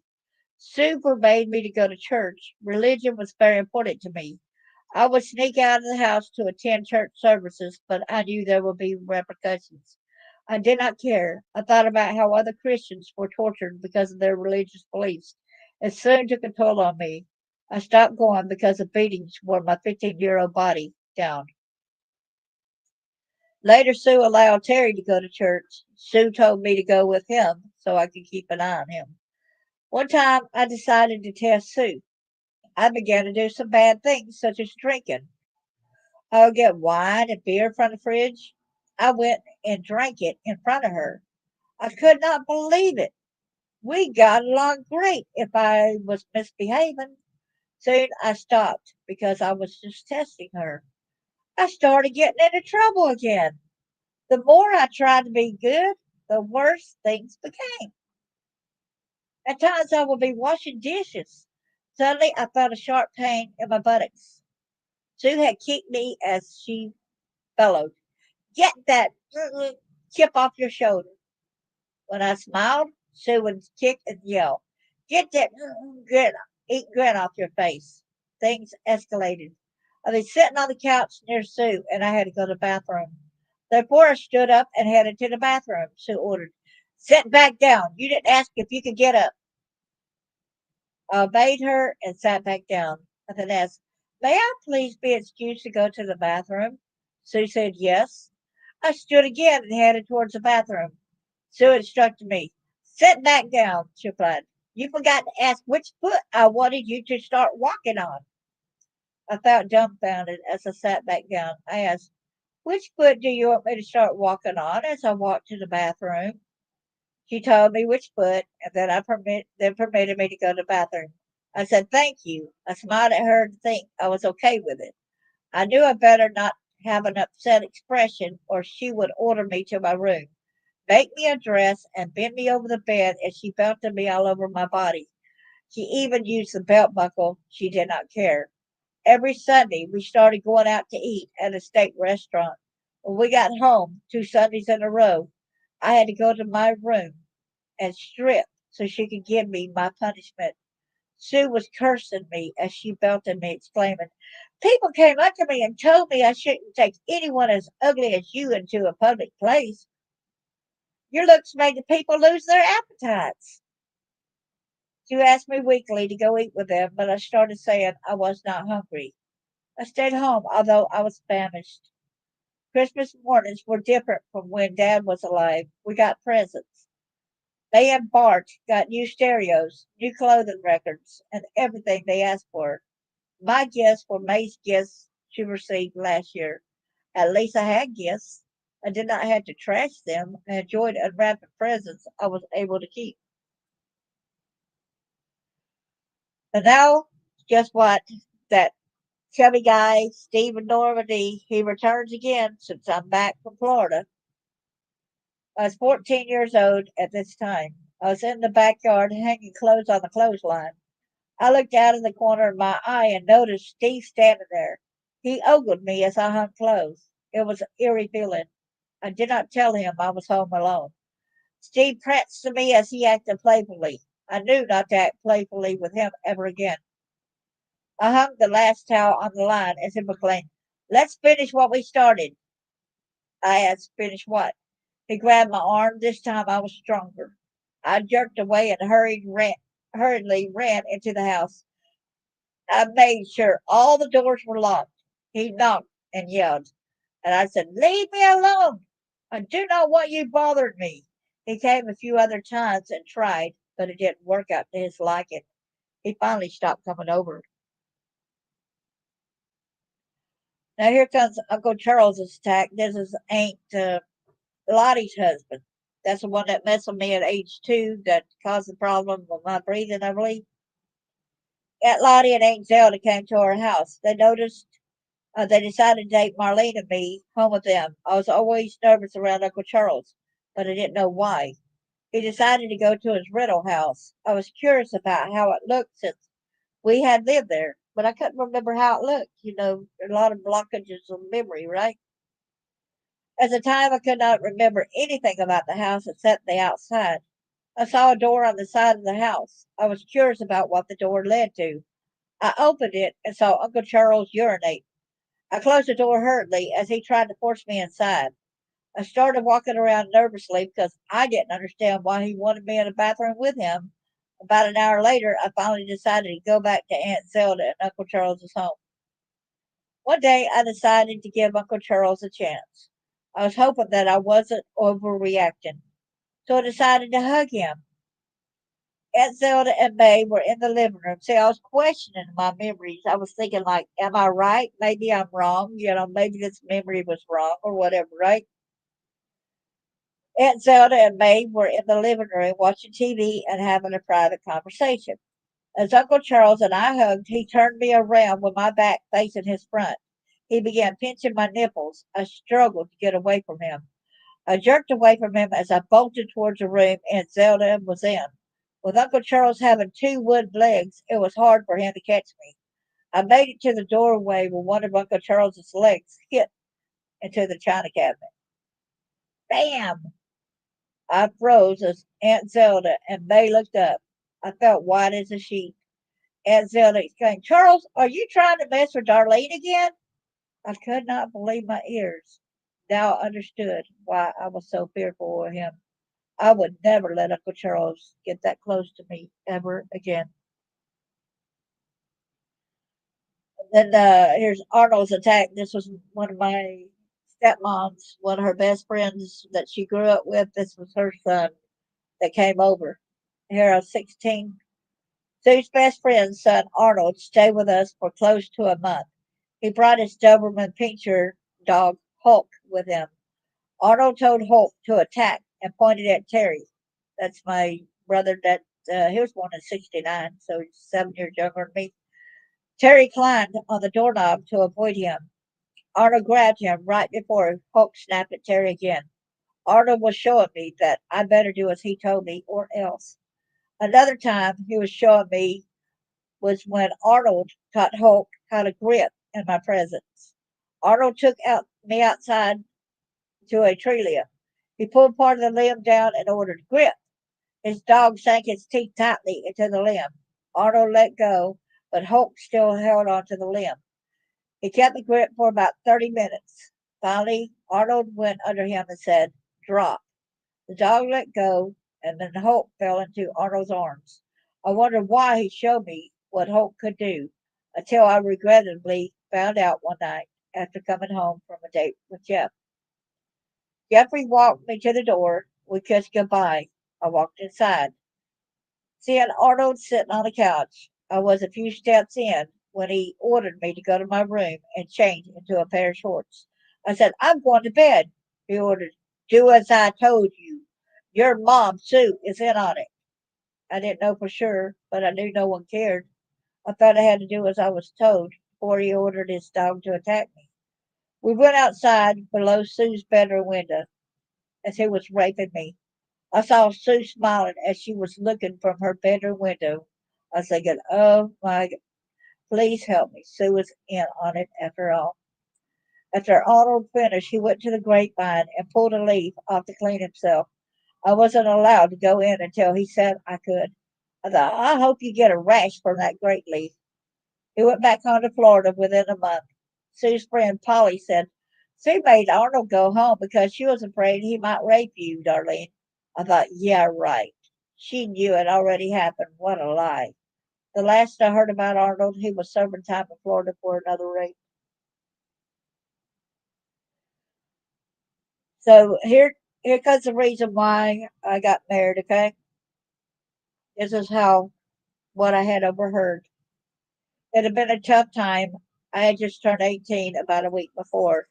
I was now considered an adult, but I was still in high school. I mainly focused on finishing high school and developing my religious beliefs. I could receive the check from my dad's death since now I'm an adult. We had a pending lawsuit since Dad died at work. Dad had already been dead several years when the case was almost settled. I was in my bedroom. I decided to go get something to drink. I was walking from the added on part of the house to the odor section when I heard Sue and her two older kids discussing what to do with me. Something made me hide and listen. I knew there were three people in the discussion: Sue, Bart, and me. It went like this, although I cannot remember which one said what because it shocked me. "Well, what do we do with her? We could put her in an institution. They would believe she's crazy. But what if they believe her stories? We would be in serious trouble. So what are we going to do? We got to get rid of her soon." "Well, we can kill her and make it look like suicide." "Yeah, they'll believe she committed suicide." "When do we do this?" "This weekend." I did not know if they heard me walking in front of the house and said this to scare me, but I sincerely believed them. I had to find a way out. The bedroom door creaked as I faintly fell against it in disbelief. I couldn't fathom what I was hearing. My stepmom Sue and two of her children, Bart and May, were discussing ways of getting rid of me. They were talking about killing me and making it look like suicide. What did I do so wrong to get them to hate me so much? I mean, I was already their slave, their robot, without my own thoughts and feelings. I did think about God often. They couldn't take that away from me. Uh oh, Bart must have heard the door creak when I fell against it. He said, "Everyone quiet. I hear Darlene coming from her room." I drew in a deep breath as I silently prayed, "Lord, please help them think I did not hear them. Please keep me safe." I stepped back quietly from the door, two steps back, and proceeded to walk normally down the hallway. I glanced at the three of them as I turned right into the kitchen. They were sitting quietly, watching me as I went to the kitchen. I knew I had to pretend I didn't hear the conversation. Shh. I made it safely for the moment. They had had no clue that I had overheard the conversation about killing me and making it look like suicide. I bent over to let out some air. I was dumbfounded. I realized I better stand up straight. If they came into the kitchen and saw me bent over like that, the cat would be out of the bag. I decided that I would start exercising. I breathed in a deep breath and began doing toe touches. Bend, right hand touching my left foot, with the left hand in the air.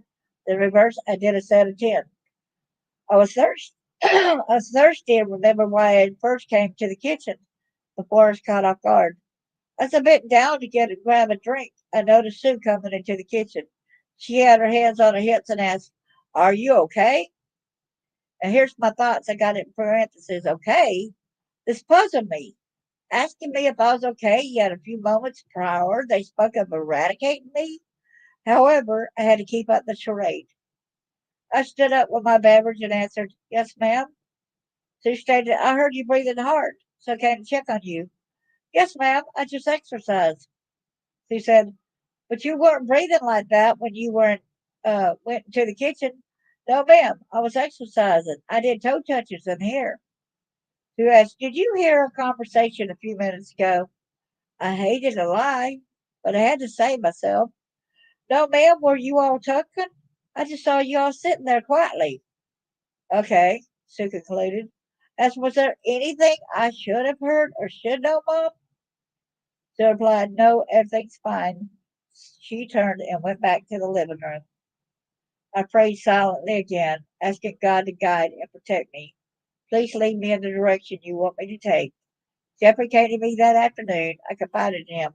Well, to make matters shortly, we went ahead and told him about it. We skipped school and we ended up getting married that Friday. And then the next thing, I moved in with him and his mother and his brother, and I was still continuing to go to school. Sue called me daily with her threatening conversation. I explained to Jeffrey's mom, I called her Joanne to tell her I was busy. Back then, we didn't have cell phones. The old black rotary dial telephone was downstairs in the kitchen. Telephones did not chime, they had a loud ring. The daily call for Sue went like this: "Hello? Hello, Darlene. You better not quit school." "Mom, I have no intention of quitting school." "You better not, or your expletive is grass, and I am the lawnmower." Then Sue hung up the phone. This went on daily, the same conversation, the same threats. It was getting to me. It was causing me undue stress. Plus, the fact is, I constantly had to come downstairs just to hear all of this. Soon, I was taking medications for stress and stomach pains. It was also tough not being able to wash my clothes since my mother in law took over all that. I prefer washing my own garments. Joanne was apparently suffering from some kind of disorder she had as a child which required her to be quarantined. The health department had all the windows and doors of her home roped off so no one could get in or out.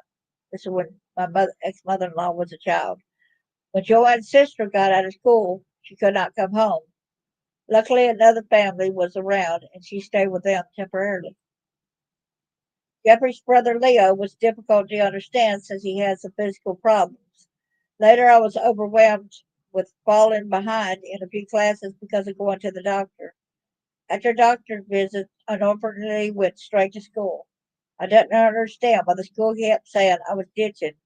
I knew what I did or didn't do. I found out was going to the same doctor that I was seeing when I was with my stepmom.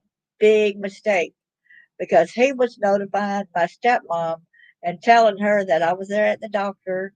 So then she would end up calling the school and saying that if I said I went to the doctor, I didn't, and they believed her. So whenever I make to school, they would just say that I was skipping school, that I was lying about going to the doctor. But just constantly, constantly, constantly, you know. One night, as Leo was following Jeffrey and me upstairs, I turned and asked him to let us be alone. He mumbled no. I said to Jeffrey, "Why does he have to watch us all night?" We didn't have a door on our bedroom. There was another bedroom next to ours, And so he would go and lay on that and wait till we went to sleep, watch us all night till we fell asleep, and then he would go downstairs to his bed. I wanted my privacy with my spouse, right? Uh, Jeffrey turned towards Leo and said, "Stop following us to our room. Go back." Leo bellowed, "No." Jeffrey was angry this time and shouted, "Go to bed." We topped the stairs, and I turned around. Leo had gone downstairs, but he had grabbed his 410 shotgun. He was pointing it at us. I inched my way carefully towards him and said, "Leo, you don't want to shoot us." Leo said, "I want to shoot him." I said, "No, you don't. Give me the gun." Leo gave me the gun. The chase began. Jeffrey chased Leo and spanked his rear. Leo's face turned red. He ran to the expensive dining room set and started flinging chairs at Jeffrey. Jeffrey was going to leave it alone and try to go upstairs, but when Leo continued his fits of rage, the chase resumed. Jeffrey finally got him to leave us alone. He no longer followed us upstairs. But later on, I did end up quitting school because, like I said, I had to keep going back to the doctor, and the principal says, "I don't care if you get up with your schoolwork, caught up with schoolwork or not. If you continue to get medical attention and continue going to the doctor, I'm not going to let you graduate." And I felt like my health was more important.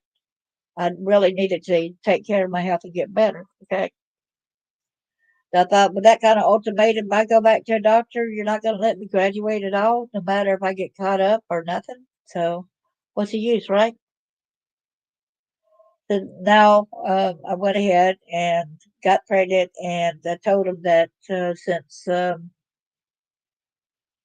since he works in Huntsville and I'm pregnant, I think it'd be best to get an apartment over there so I'll be closer to the hospital and away from his mom temporarily. So it was difficult living with Jeffrey's mother and brother, though I appreciated having a roof over my head. But now I was about 3 months pregnant. The due date was the day after my birthday. I thought it'd be a nice birthday present. Jeffrey and I moved to an apartment where we could stay only until our baby arrived. A lot of strange things happened there. I needed prenatal care for my baby and me since I wasn't covered a full year before I became pregnant. The insurance company wouldn't cover my prenatal care, or the hospital stay after giving birth. It came out of our pockets. We lived within walking distance of a small shopping center. Sometimes I needed a few groceries for supper, so I walked to the grocery store. At times I felt like someone was watching me, but I shook it off. Our apartment building has 6 units, 3 downstairs and 3 upstairs. There was usually 5 vehicles for the 6 apartments, but one person rode a bicycle. One Sunday morning, I woke up to Jeffrey saying, "What are you doing?" He said he sounded like Gary Coleman on Different Strokes. I laughed and said, "What are you talking about?" He pointed at the bedroom window. The curtain was moving because someone had opened the window and was trying to break in. Luckily, our windows opened from the top, not the bottom. We heard the intruder's footsteps as he ran away, followed by the sound of a car speeding down the street. Jeffrey decided to tell the maintenance man about the incident. He came back saying the supervisor said he walked into his living room and saw a man standing there holding his wallet. The thief bolted and the car came back again as the thief tossed the wallet. He didn't know the guy tried to break into our window, too. The cops were called. Jeffrey and I later went to the office to check for updates. The maintenance man said, "It's a good thing he didn't get into your bedroom. He probably thought you were the one without a car." They found the burglar down the road. He broke into another place and he was caught in the act of raping another woman.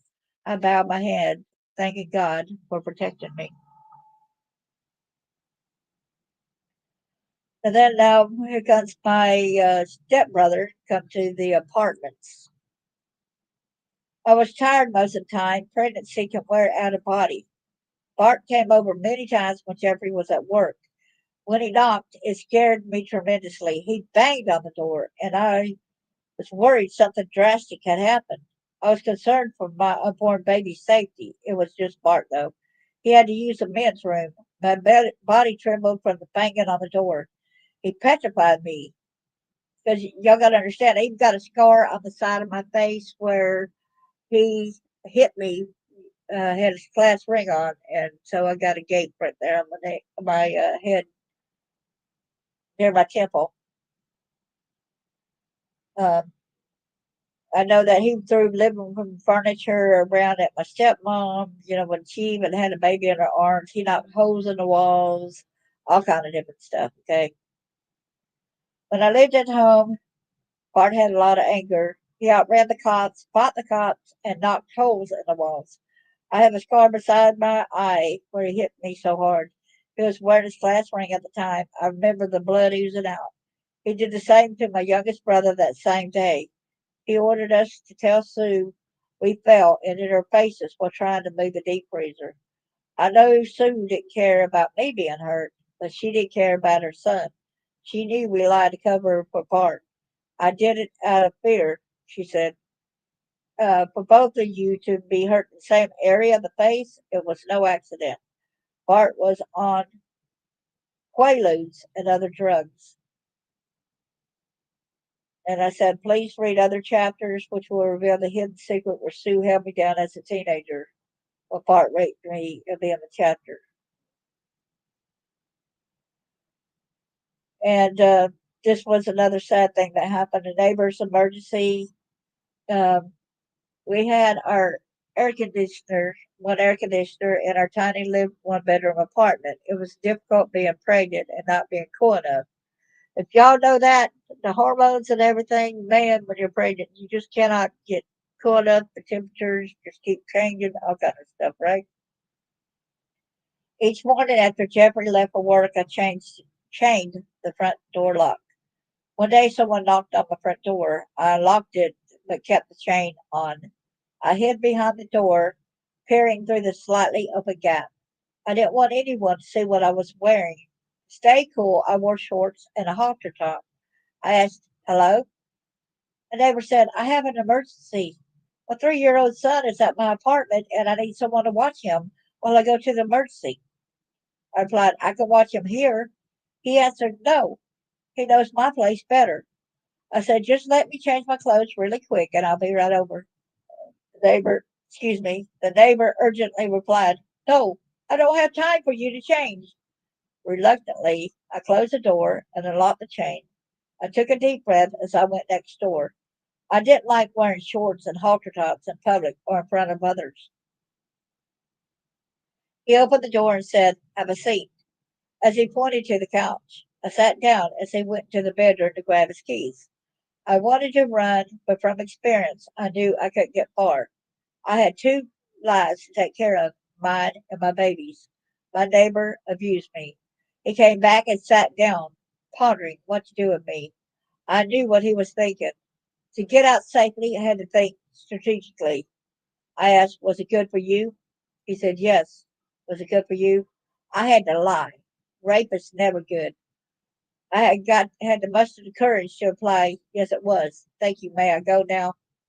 See, when he forced me, he started tickling, and he blocked, and we only had one door, and that was the front door on our apartments. We didn't have a back door, and he was pushing me to the bedroom, and I was afraid to fight, afraid that I was going to hurt the baby.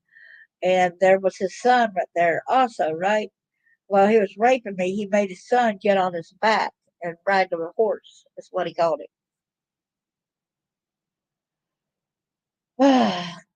He nodded. I cautiously went to the door, looking over my shoulder, hoping he wouldn't grab me. I went inside my apartment and waited until he left. I finally got the chance to make a phone call at the nearest payphone. It seemed like a long walk, as each step felt like I was wearing cement shoes. I called Jeffrey to tell him about the rape and asked him to call the cops for help. I thought Jeffrey would say something like, I'm coming to take you to the hospital and make sure you and the baby are okay. To my regret, he said, you weren't raped. You willingly had an affair. I didn't. I couldn't believe my ears. I thought Jeffrey loved me, but he proved otherwise. I regretted him coming home because I knew by his tone he was blaming me. He refused to hug me. He refused to console me. He refused to give me medical care. And by the way, also while I was married to him, There's a guy that he kept going around with guys and leaving with guys. He said, "It don't matter what I'm doing. It's none of your business what I'm doing." So either he was going around doing sex with these guys, or he was going with these guys and having sex with the women or whatever. But yes, he was attracted to the male gender. Okay, so he refused to hug me and all that. I was scared for my baby. I was crying deep within. But that guy, like I said, he hung around with that guy, and that guy kicked my when I was 7 months pregnant. He kicked my belly like it was a football, and I collapsed on the front porch. And he goes, and then I had to pull myself in. He didn't even give me no medical attention then, and he didn't even help me inside to the couch or nothing. He didn't care. A few days passed. Jeffrey found out the neighbor had moved out. The very day I said he raped me, Jeffrey said, "I wish I had slashed his tires like I wanted to." I replied, "That would have kept him here longer." He said, "I don't care. He would have to pay for the slashed tires." I kept my thoughts to myself. I knew better than to say another word. I thought the right thing to do is to call the cops. Why did he still refuse to contact them? Why isn't he recommended that I get checked out? Jeffrey kept pushing me away. I would go outside to look for him. His truck was there, but he was nowhere in sight. He wasn't with David and his woman. I called out his name, but he didn't reply. An hour later, he would come back. I tell him I'd been looking for him. Sometimes he said he was at the single lady's apartment or visiting other neighbors, but he wouldn't tell me who. I found out later he would be in the woods also. Wherever he was nowhere within earshot, or he was ignoring.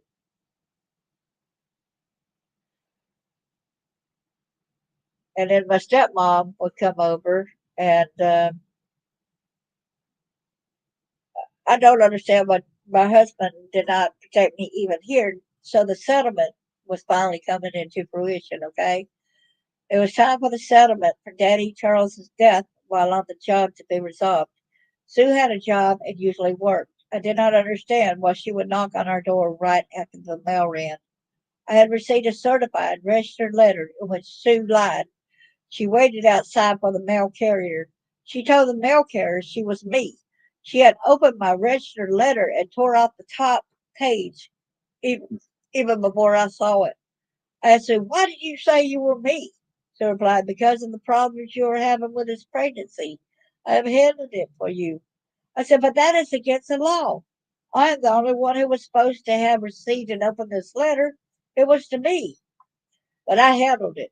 Don't worry about it." I said, "It's a major problem. Only I am supposed to deal with my own mail, especially certified and registered. What was the top page you ripped off?"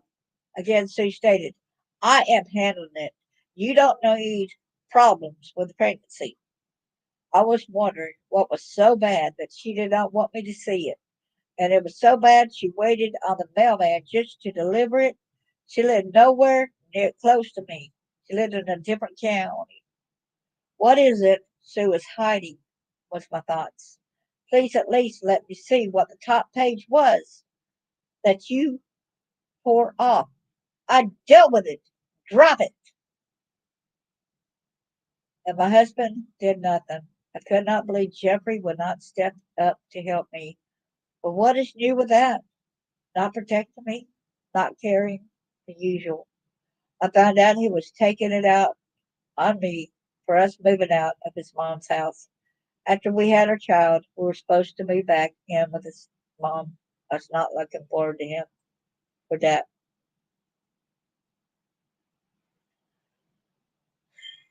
So things was just horrible with the marriage, and it was rough.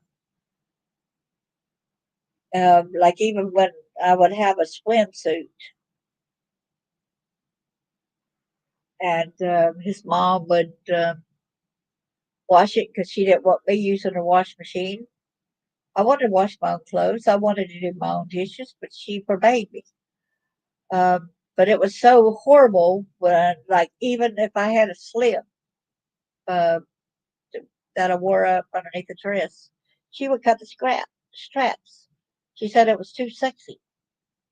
A slip was not too sexy. It's right there to go up underneath the dress. It's not for everybody to see, right? A slip is a slip.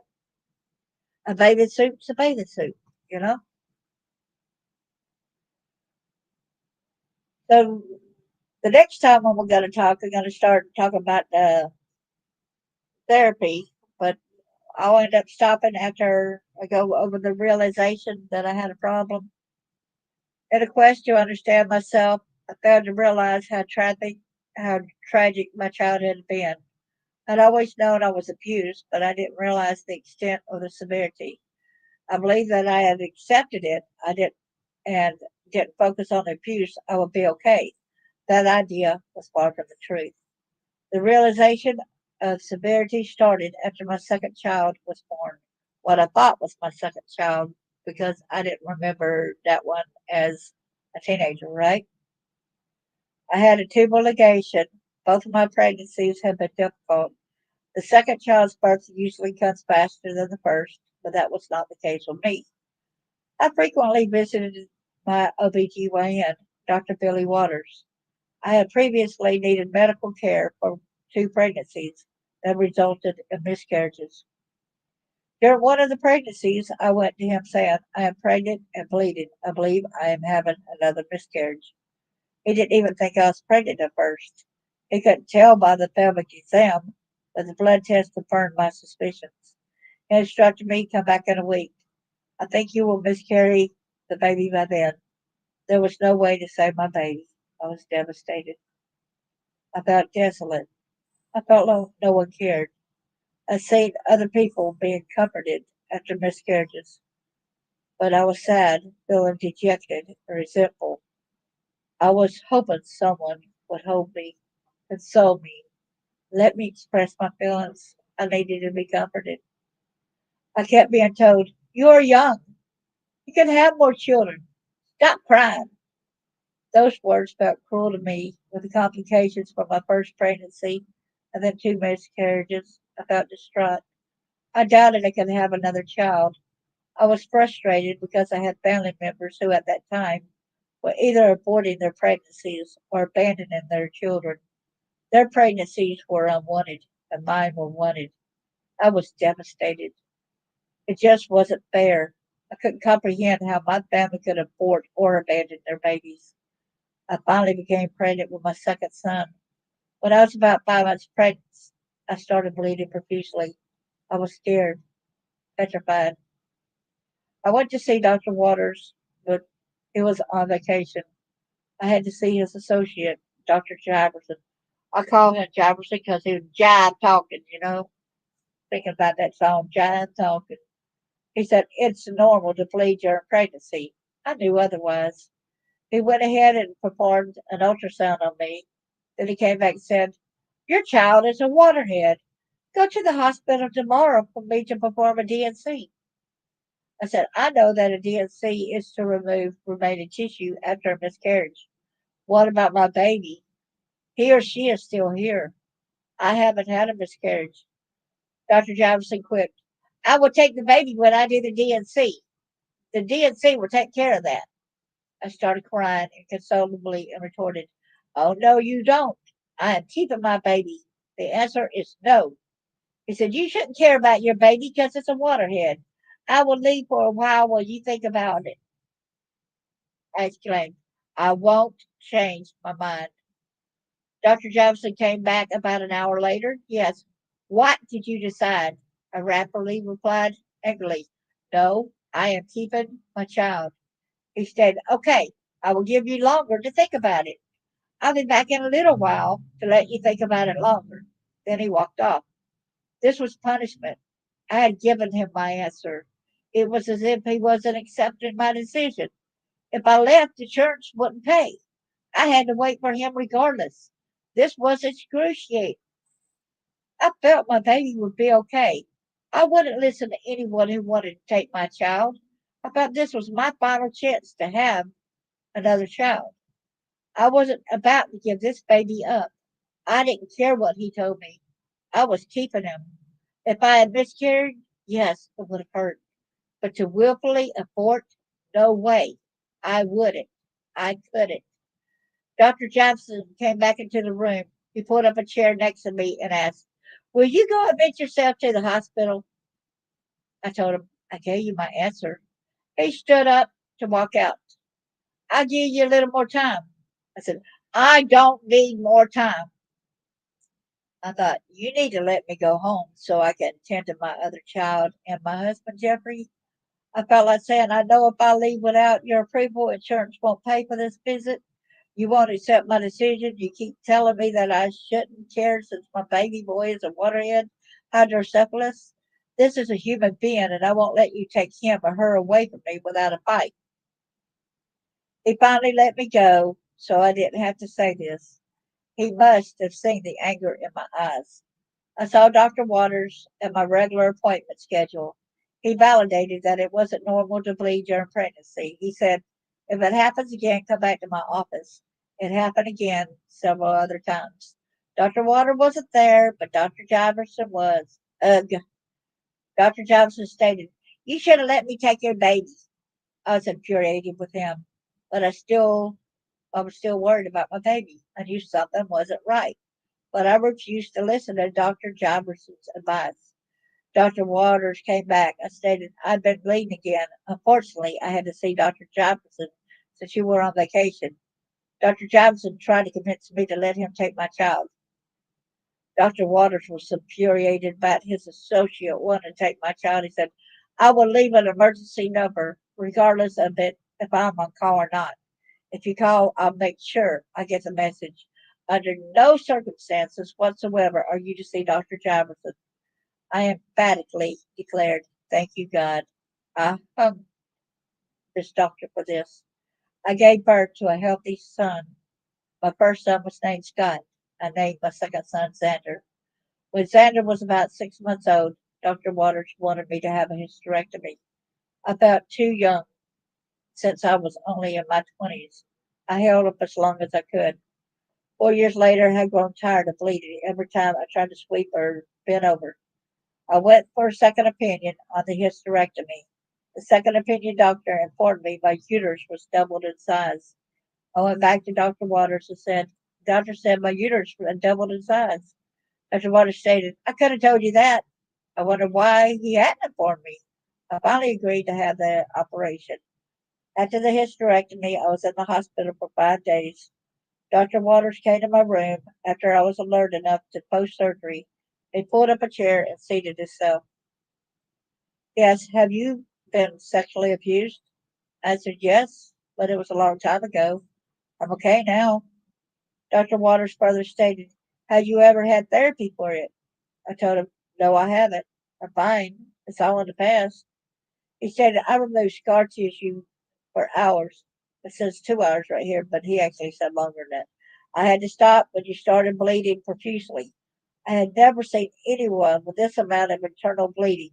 You had to have been sexually abused a lot. You need to talk about it because of the magnitude of it. It didn't take long for the nightmares to begin. Every time I started drifting off to sleep, I had flashes of the abuses that happened when I was a child. I found out they were called flashbacks. Anxiety reared its ugly head. I was afraid to step out of the house for fear of being attacked. I was afraid to go to my mailbox. I was panicked when I had to go shopping. My anxiety affected me in many ways.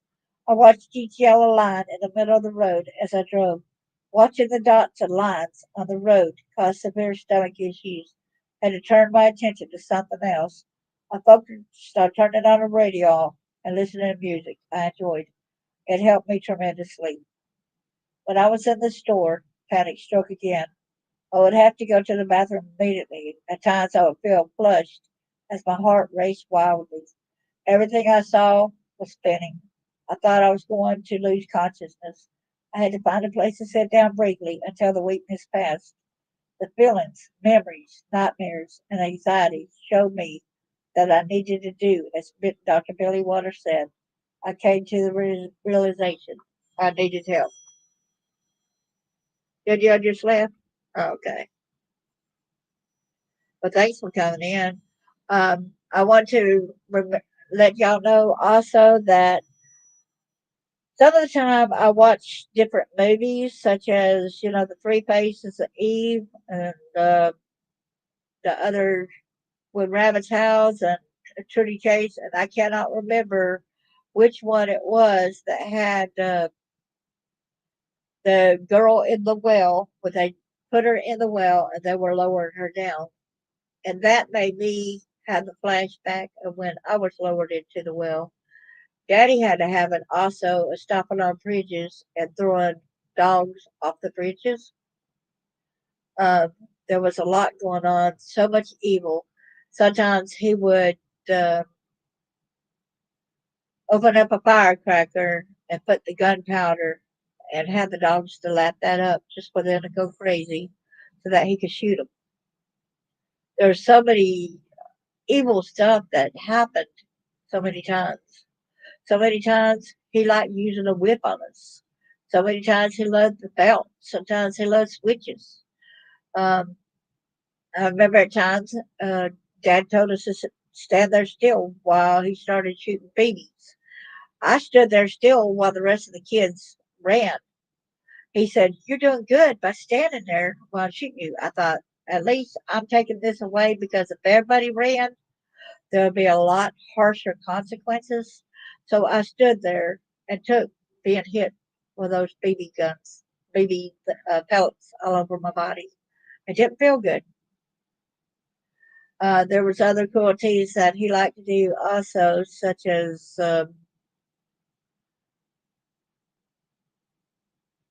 having us touch the spark plug and him try to crank up the lawnmower to shock us. And so I don't know why, but at times it's almost like reverse psychology. I would listen to this voice and say, "Oh, I like you like it, so volunteer. Who wants to do this next? Who wants to volunteer if I get shocked?"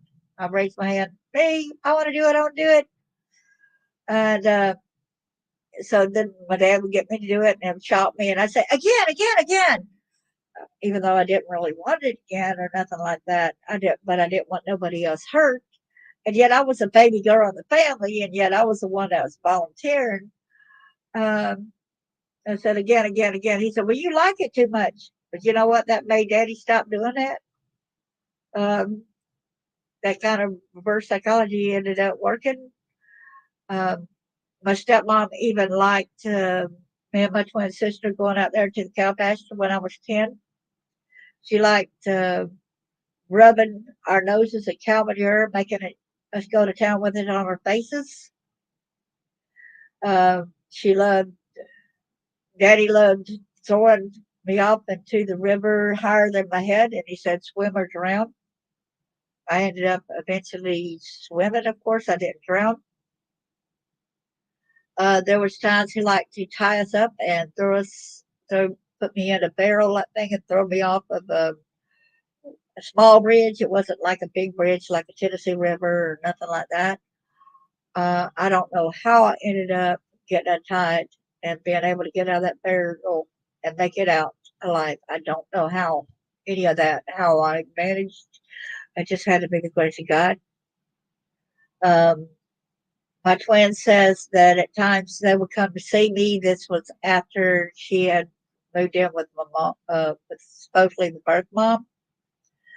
And she said I wasn't anywhere around. She said at times they would ask where I was at. Sometimes they had me at the mental hospital to shock me because of the devastating things that they had done to me, like taking me over to this house with these other adults where she said that they found me that these adults were doing sexual things to me, okay?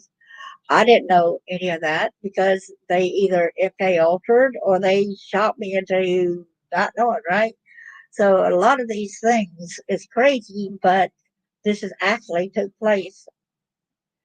So the next, so this was the relays of what my family is telling me. Okay, even a cousin of mine said when you were a baby, and we would go, me and my siblings, we would go there, and my aunts and they would change us and cook for us. And he said, "Man, there were so many of y'all babies. There's four of us in diapers." And of course, they didn't have the Pampers or nothing. They had cloth diapers. So we had to use t shirts. We had to use different things. We cleaned up the house because y'all were abandoned. We made sure y'all were fed. He said, I changed one of your diapers, and then another one of y'all had to be changed. And as soon as we got through with changing all four diapers, one of y'all needed changed again.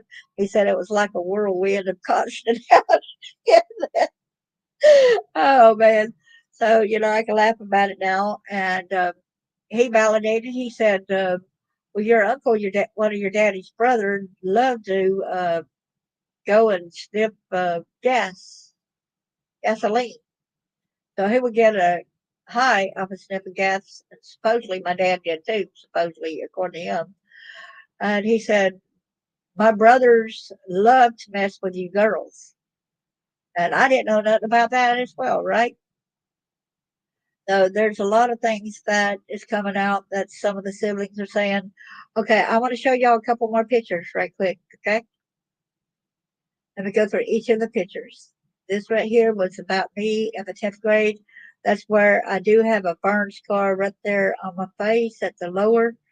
My stepmom said everybody liked me with my long hair, and how dare I think I'm pretty. So she made sure to take me to get my hair chopped off because she didn't want me to think of, uh, she was tired of people saying that I was pretty with long hair.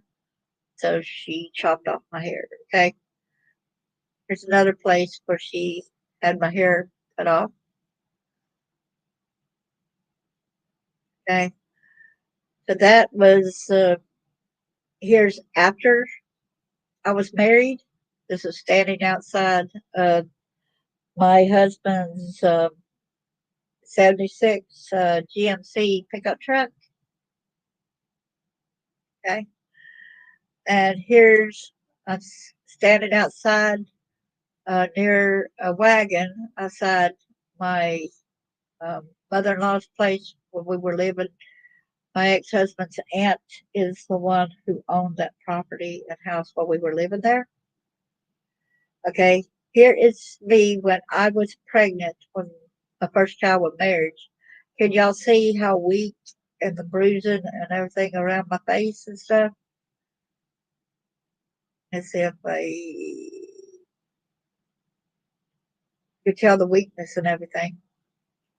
Okay, now you can see when pictures show you how big I was when I was pregnant with my last child, when he tried to wanted me to abort.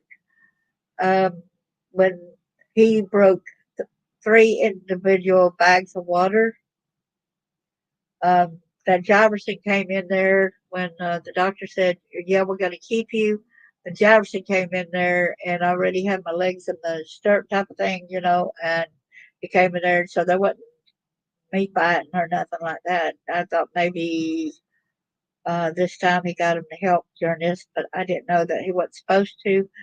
And then he said, okay, got um, Dr. Waters came back in there and said, okay, we got the operating room ready. I said, but Jefferson came in here and he broke three different bags of water. He said, he did what? He said, now I'm going to you got to have it naturally. And your pains were too severe. You wasn't supposed to have him naturally because of how severe your pains was. Something definitely was wrong. Okay.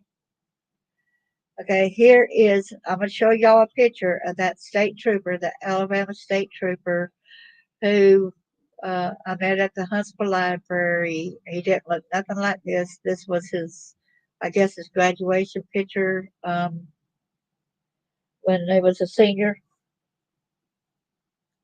So that's John Greenhall. Okay. So he's deceased now.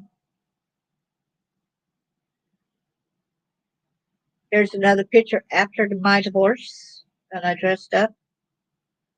But this was probably about 10 years ago. And here's me at my first book signing right here. And that was called Born and Live in Hell, which the book that I got out now is Born and Live in Hell 2.0, as it shows on the cover. It shows right here, Born and Live in Hell version 2.0.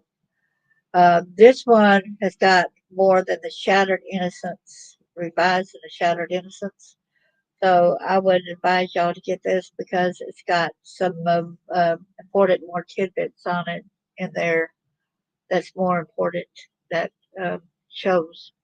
Okay, and this is how the back of it looks, but it's on Amazon. Y'all could, then y'all would be able to learn more.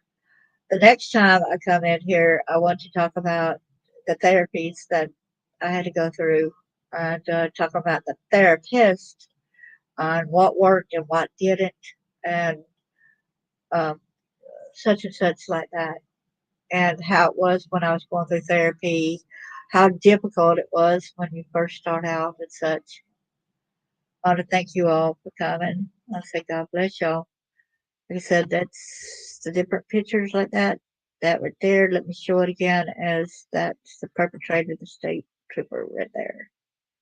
Okay. I really like that picture of riding that horse. Mhm. That was so much fun. That was at a circus. So I would say God bless each and every one of y'all. Thank you for sticking with me. Yeah.